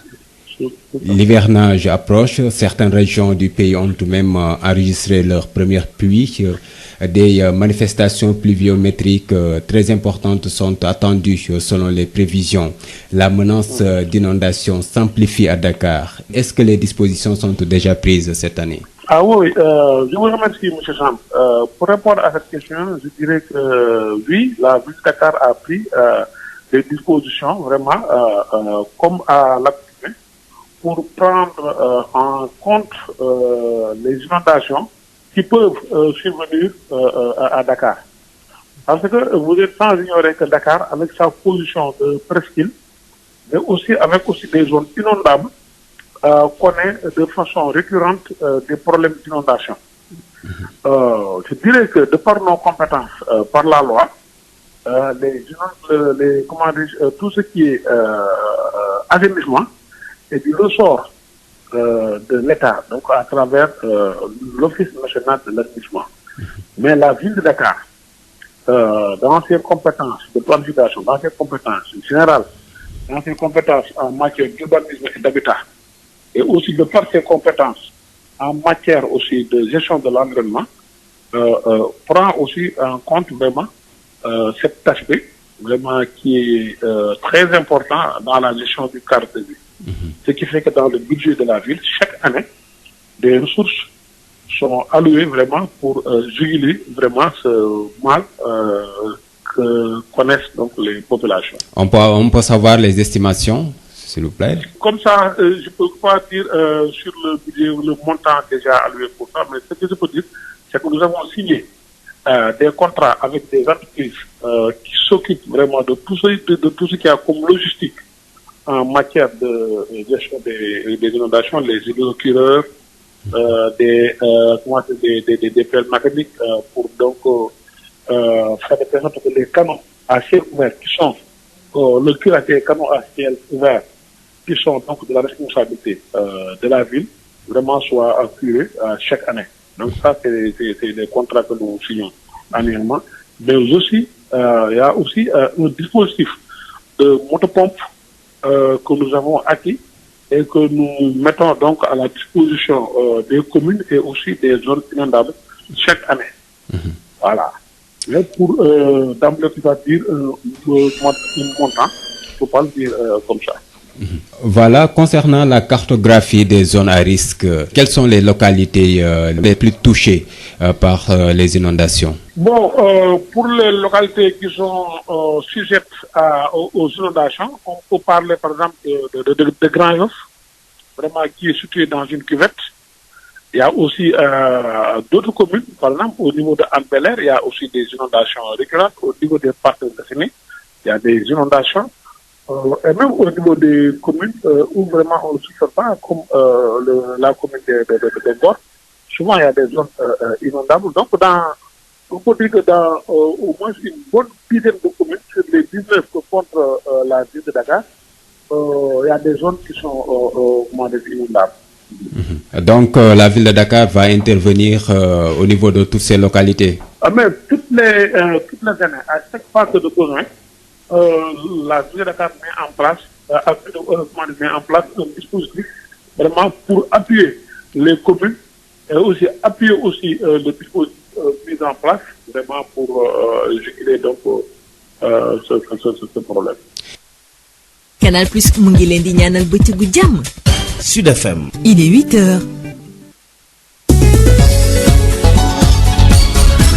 Birama Ndiaye. waxtu soosu moo jot ca Ngeer jot itam ca Kébémer ak li ko wër mbokk yi ñoo ngi leen di nuyu di leen sant ñëw ak yéen ci xibaar yi ginnaaw biñ leen nuyoo ba pare daal di ko jaajëfal kii di Aline Badara Socé groupe Sénégal daal dina jëlub dogal yokk la nga xamante ne moom mooy tëj gu mu tëjoon lépp lu jëm ci wàllub aéroport am yi maanaam dem beeg dikk bi ci wàllub jaww ji ba fanweeri fan ci weerub juin. fermeture boobee nag moo ngi fas yéene woon jeex niki fanweeri fan ak benn ci weeru mai gi ñu nekk loole nag Sénégal da ko jël ngir rek daal di moytandiku lépp lu jëm ci wàllub ay nit yu am bees bàyyi ko ca biti réew andi fi mbas mi ci mim réew. benn cas bu ñàkk bakkanam bokk na ci ña nga xamante ne ñoom ñooy liggéey ak waa Institut Pasteur bu nekk fii ci Ndakaaru. institut bi nag moo ngi xamle ne ak it ña nga xamante ne ñoom ñooy seen njabootu li Sénégalais yi di dund moom la ñuy dund ba tax rek ñuy daal di fàttali Sénégalais yi ñu gën a fàbbu ngir rek xeex moytandiku lépp lu jëm ci wàllu mbas mi ci noonu itam jàpp nañ ne amut kenn ku nga xamante ne mun na ca mucc ba tax rek ñu jàpp ne niki tey la ñu gën a fàbbu ngir rek daal di xeex bi ngir rek mu daal di fi jóge ci lim jàpp nañ ne niki démb ñaari nit ñàkk nañ ci seen bakkan kenn ki génn góor gu am juróom-ñaar fukki at ak juróom la bu ci centre hôpital bu Fann la ñàkkee bakkanam keneen ki am juróom benn fukki at ak juróom moom nag moo ngi ñàkkee bakkanam foofee ca hôpital Ndamatu bu nekk ca Touba ci lim ñoo ngi toll ci ñeent fukki nit ak benn ya nga xamante ne mbas mi moo leen faat ca Ziguinchor la ñu jëm foofee ñoom itam daal dinañ amaat lim bu takku ci ña nga xamante ne am nañ bees ci mbas mi ñoo ngi toll ci fukki nit ak ñeent ni ki démb loolee nag am na ci kenn nga xamante ne nag fi mu ne nii wér-gu-yaramam dafa sutante lool ba ñu daal di ko rawale Ignace Ndeye.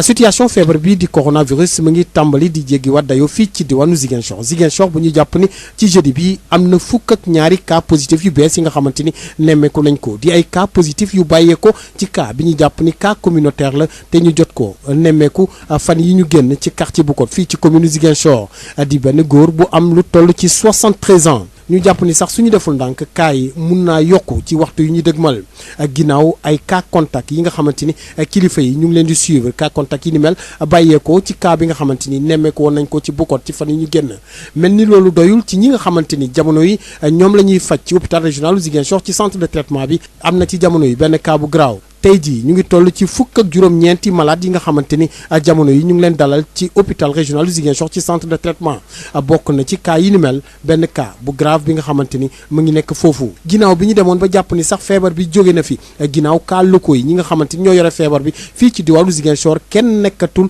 ci centre de traitement ñu koy faj ñeenti cas importé yu bàyyeekoo Guinée Bissau dong ñoo fa desoon tey jii Ziguinchor delluwaat na ci li nga xamante ni moom mooy feebar bi ak ay cas positif yu ñu nemmeeku ci waxtu ñu génn te loolu tàmbali di indi njàkkare ak tiitaange ci askan bi fekk baax fii bokk na ci tamit ñi nga xamante ni ñooy waa kër docteur ñoom ñi nga xamante ni nëbbuñu seen jaaxle ci cas positif yi nga xamante ni mu ngi law ci waxtu yi ñu génn Ziguinchor Ignace Ndeye Sud FM. Ignace Ndeye ca booba jamono jëwriñ gi ñu dénk lépp lu jëm ci wàllub njàng beeg njàngale mi moo ngi defa pour tournée foofee fa nga xamante ne moom mooy ca Louga di nemmeeku itam ndax ñooñe matukaay ya nga xamante ne war na ngi rek ñu daal di door njàng beeg njàngale bi yemb na am déet ak nu mu mënti demee moom itam daal di war na yóbbu bagage yu am solo rek jàppale leen ci fànn boobule Mamadou Talla ñu teewlu koog Lamine Gueye Samane. protocole sanitaire bi nañu désinfecté nañu équipé condition yooyu su réunir ba pare nañu ñëw jàngale condition yooyu su amul kenn du ñëw jàngale loolu nag moo tax ma ñëw xam naa ne am nañu matériel waaye dinañu def le tour ñu ngi génne matériel bi di ko envoyé si région yi am na foo xam ne sax matériel bi dem na ba pare fekk man demaguma fa mais fii dama am chance ànd ak moom mais yeneen région dinañu am matériel sànq ma ñëw di leen wax ne amul benn région ci Sénégal boo xam ne matériel du jóge Dakar pour dem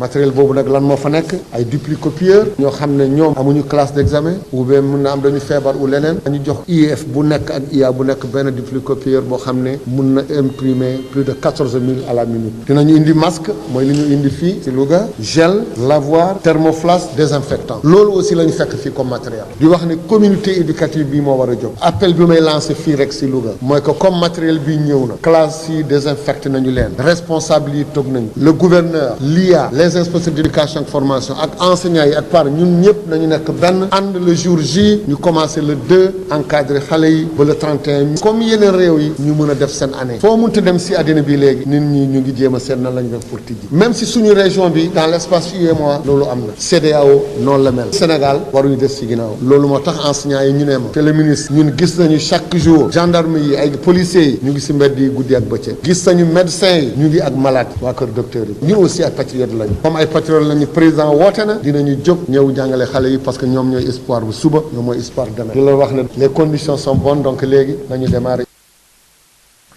di jëwriñ gi ñu dénk lépp lu jëm ci wàllub njàng beeg njàngale mi ci mim réew noonu itam la ñuy dem foofee ca Tëngéej gis nañ ne benn kuréel bu ñu duppee mouvement conscience citoyenne moom itam daal dina wàcc ci biir l'école yi ngir rek daal di ko bale pompe foofee bépp tilim tilim bi nga xamante ne daal dina fa nekk ñu dindi ko bu ko defee gune yi mën a jàng ci nu mu waree ni ki démb nag la ñu demoon foofee ca lycée Abdoulaye Chadji ànd ceeg kilifa yafa Denisia Sambu.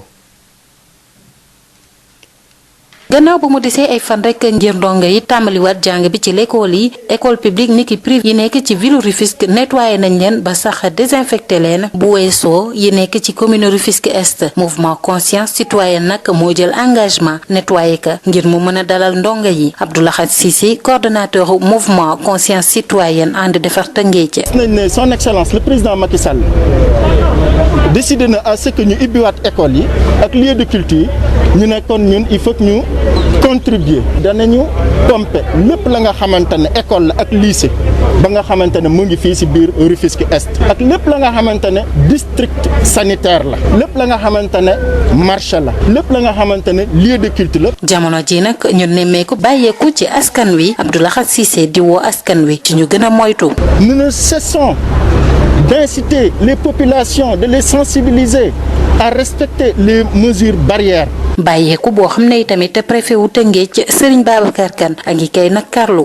parce que gis nañu ak bàyyeeku goo xam ni nit ñi bàyyeeku nan ko ci taxawaay bi nga xam ni war nañ koo taxawee jàngoro jooju.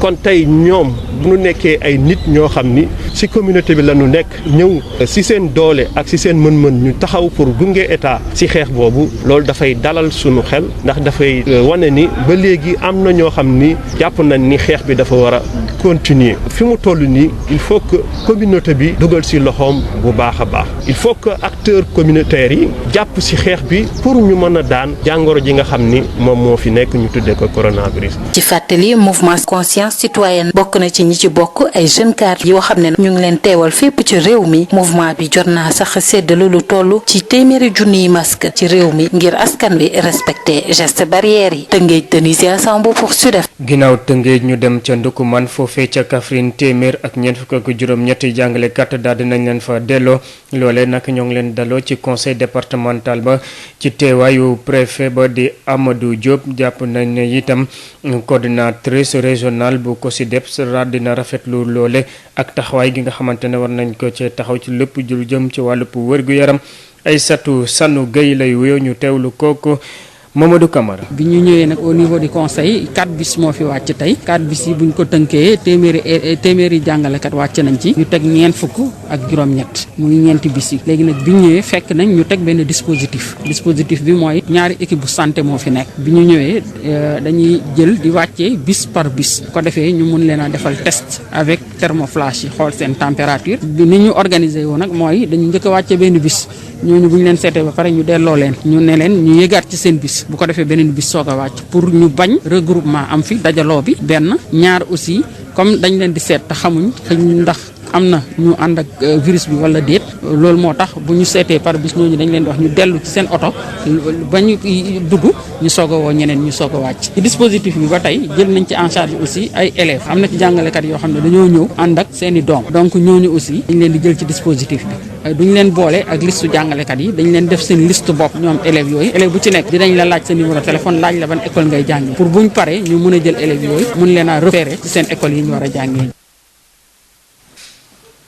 ci seen école yi ñu war a jàngee ca Ndar la ñu jëm foofee itam lu toll ci ñaari téeméeru gune ak juróom fukki taalibe la ñu delloo foofee ca Linguère ñoom nag dinañ leen dalu bokk na ci préfet bu fa nekk jàpp ne nag jël nañ seen bépp matukaay bu ñu ñëwee rek ñu daal di leen def quarantaine loole nag kii ko xamle di njiital service AMO bu nekk foofee ca Ndar moo jàpp ne lu toll ci fukki daara ak juróom ñoom ñoo jël seen dogalu bopp ngir rek daal di dellu ci seen njaboot Baye Modou Diop lay wéyoo ñu teewlu ko ak Yves Tendeng. waa tey dañ doon continuer rek liggéey bi nga xam ne nii bii moom lañ tàmbali woon mooy xale yi nga xam ne yi dañ leen waroon delloo ci seen i kër ci seen i waajur ci seen i dëkk ndax jàngoro bi nga xam ne mooy coronavirus ñuy doon am lo nga xam ne li dañ ko ci éviter di ko ci ragal ñuy bañ mu daal di law ba ci xale yi loolu moo waralu ñu am liggéey bu ñu tàmbali woon depuis plus de 3 semaines ci loolu nag niñ ko doore woon mooy dañu demoon waxtaan ak sëriñ daara yi ngir waxtaan ak ñoom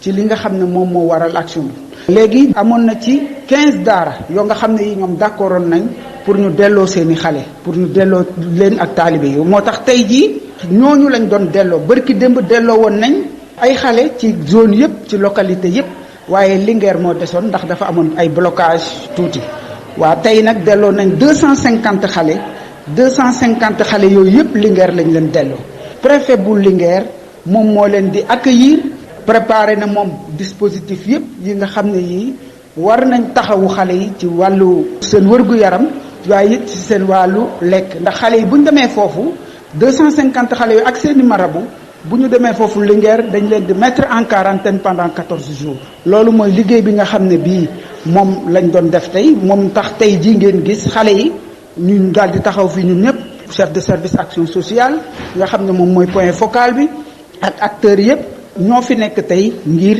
taxaw joxe signal pour xale yi ci ndigalu préfet ñu daal di leen mën a delloo Linguère ndigalu préfet Saint-Louis ci loolu la ñuy def liggéey boobu su ko defee préfet Linguère bi jël na matuwaay yépp ba xale yi bu ñu ñëwee lépp lu ci war danañ ko def incha allah. lépp lu ci war dinañ ko def loolu itam tax na kuréelu bu ëmb ay jàngalekatu daara alxuraan ñoom itam ànduñ ci la nga xamante ne moom mooy li ñuy génne gune yi ci biir mbedd yi ndaxte gis nañ wala boog taalibe yi dañu am ab jaawale biñ ciy def jaawale diggante gune yooyu nga xamante ne ñoo ngi taxawalu ci mbedd yi ak yetu gune yu nekk ci daara yi ba tax rek ñoom ci seen wàllu bopp ñu fësal seen ñàkk ànd ci fànn boobee jàpp ne nag faw nguurub Sénégal daal di am ab xàjjag ci mbir boobee ndaxte nag dootuñu nangu ñu fekk gune yi ci biir daara yi génne leen boole leen ak gune yooyu nga xamante ne ñoom ñoo nekk ci mbedd yi. mbas mi foofee daal dina doon la nga xamante ne metti na lool am njeexital gu am solo ci wàllu pour transporteurs yi nekk ci département bu Tivaouane loole ñetti weer a ngi nii kenn ci ñoom xëyut ba tax rek ñu daal di yuuxu wàllu nguurub Sénégal ngir rek mu gën leen a taxaw Babacar Sow.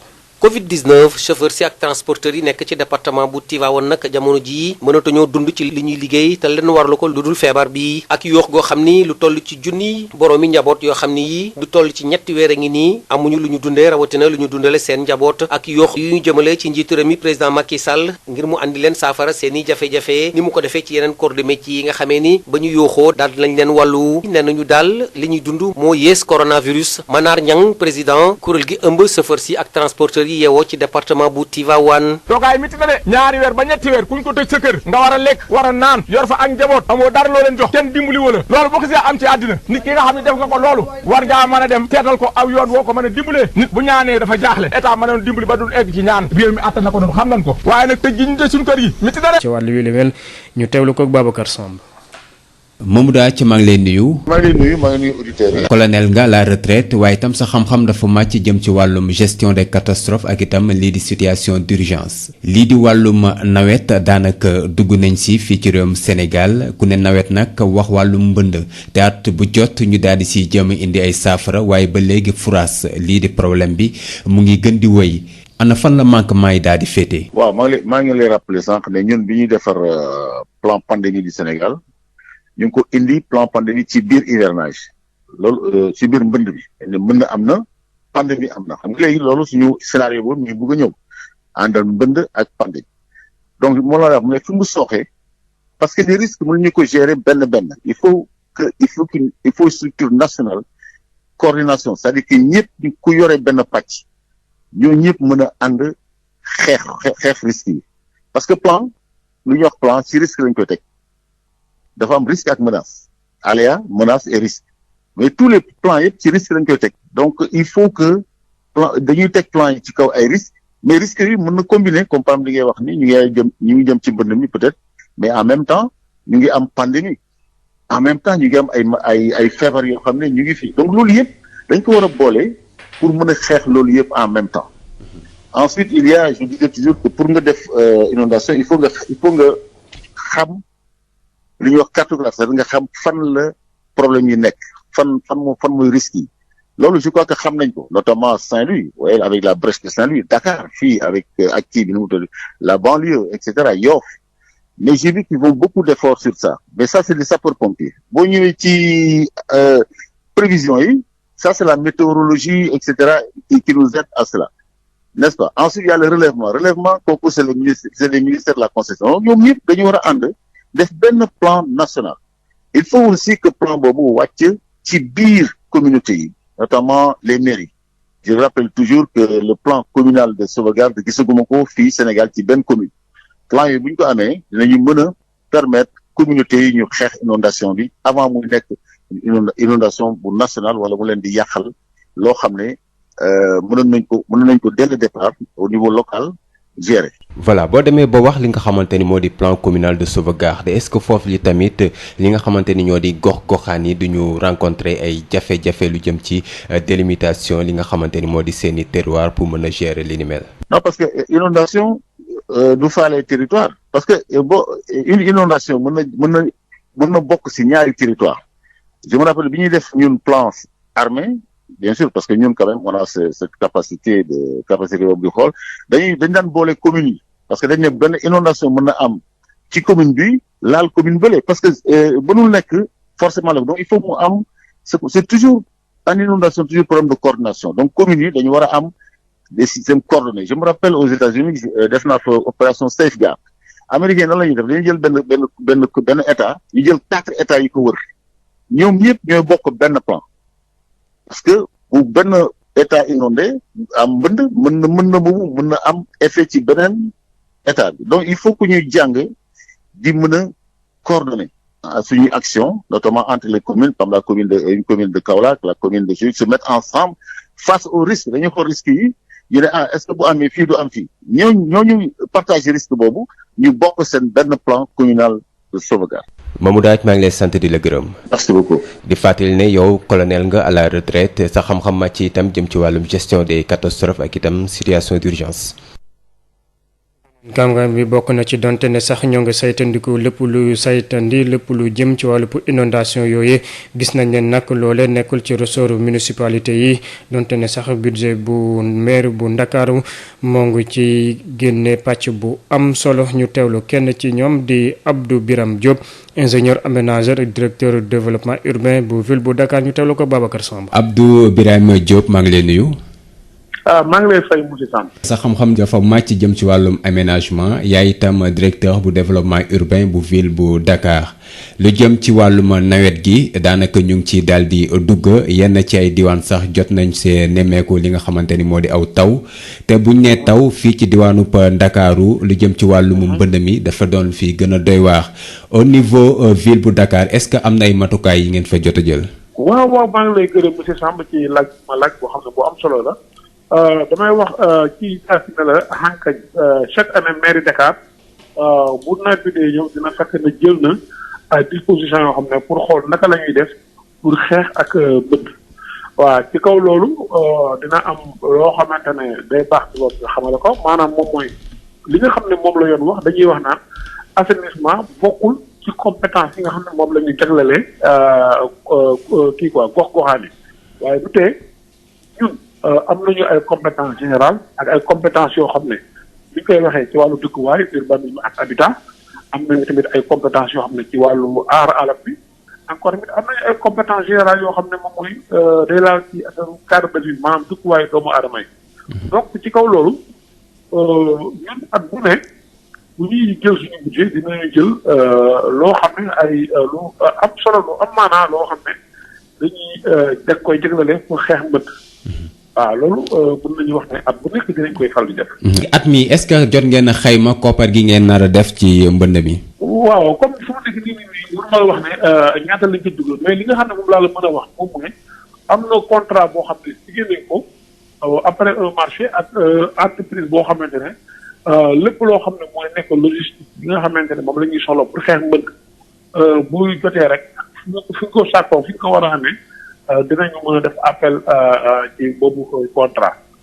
loolu maanaam moom mooy ay hydrocureur ay oto yi nga xam ne ñooy manx ak ay pelle yi nga xamante ne bu fekkee ne am na fu ñu war a redresser wala sëf yu mel noonu fu ñu war a aménager loolu yëpp signé nañu contrat ak entreprise boo xam ne moom moo yore moom moo ñuy defaral boobu liggéey waaye tamit mairie Dakar tamit am na ay système boo xam ne de moto pompe yoo xam ne.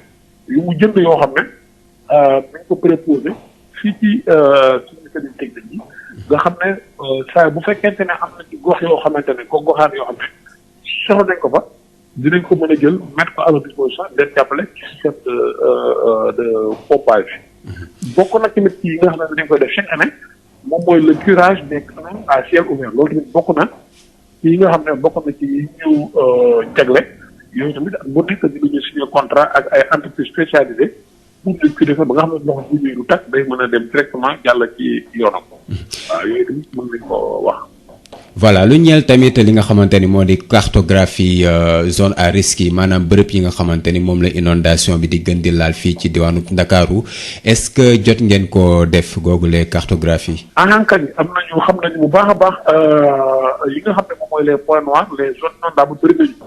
soo xoolee am na ci ay communes yoo xam ne d'emblée dafa bëri loolu yu mel ne comme commune u Grand Yoff soo xoolee tamit Parcelles Assainies am na ci ay zones yoo xam ne dafay inondé soo xoolee commune de Hann Bel-Air am na ci ay zones yoo xam ne dafay inondé soo xoolee aussi ci ay communes yu mel ne ay Ngor am na yoo xam ne day inondé ay ci quartier yi ma ne comme Ouakam nekk zone yoo xam ne dafay am ay inondation donc pour dire que ni ci fukki commune ak juróom-ñeent yi nga xam ne am nañu ci biir Dakar am na ci yu bëri yoo xam ne au moins yu mat fukki yoo xam ne chaque fois dina am ay points yoo xam ne ay points bas yoo xam ne dafay faral di ay xuur yoo xam ne day faral di am problème boobu bu ne nekk li nga xam ne moom moo tax commune bi am moom mooy fexe ville yi am ak collectivité locale yi bu goxaan yi moom mooy jàppale li nga xam ne mooy collectivité locale lépp loo xam ne am nañ ko ci seen wàllu dëkkuwaay des fois sax dinañu def yoo xam ne li nga xool rek li nga xam ne moo la teg si wax da nga ne lii kat bokkul ci sañ-sañu maire yi mais comme que nekk na loo xam ne luy soulager population yi la automatiquement donc dañ ci ñëw taxaw jàpp ci pour xool li nga xam ne dëkkuwaay bi gën a mën a kii gën a mën a jàkk. Abdoulaye Birahim Diop maa ngi lay sant di la gërëm. maa ngi lay gërëm bu baax. voilà di fàttali ne yow sa xam-xam dafa màcc jëm ci wàllum aménagement ak itam yow yaay directeur bu développement urbain bu ville bu Dakar merci beaucoup.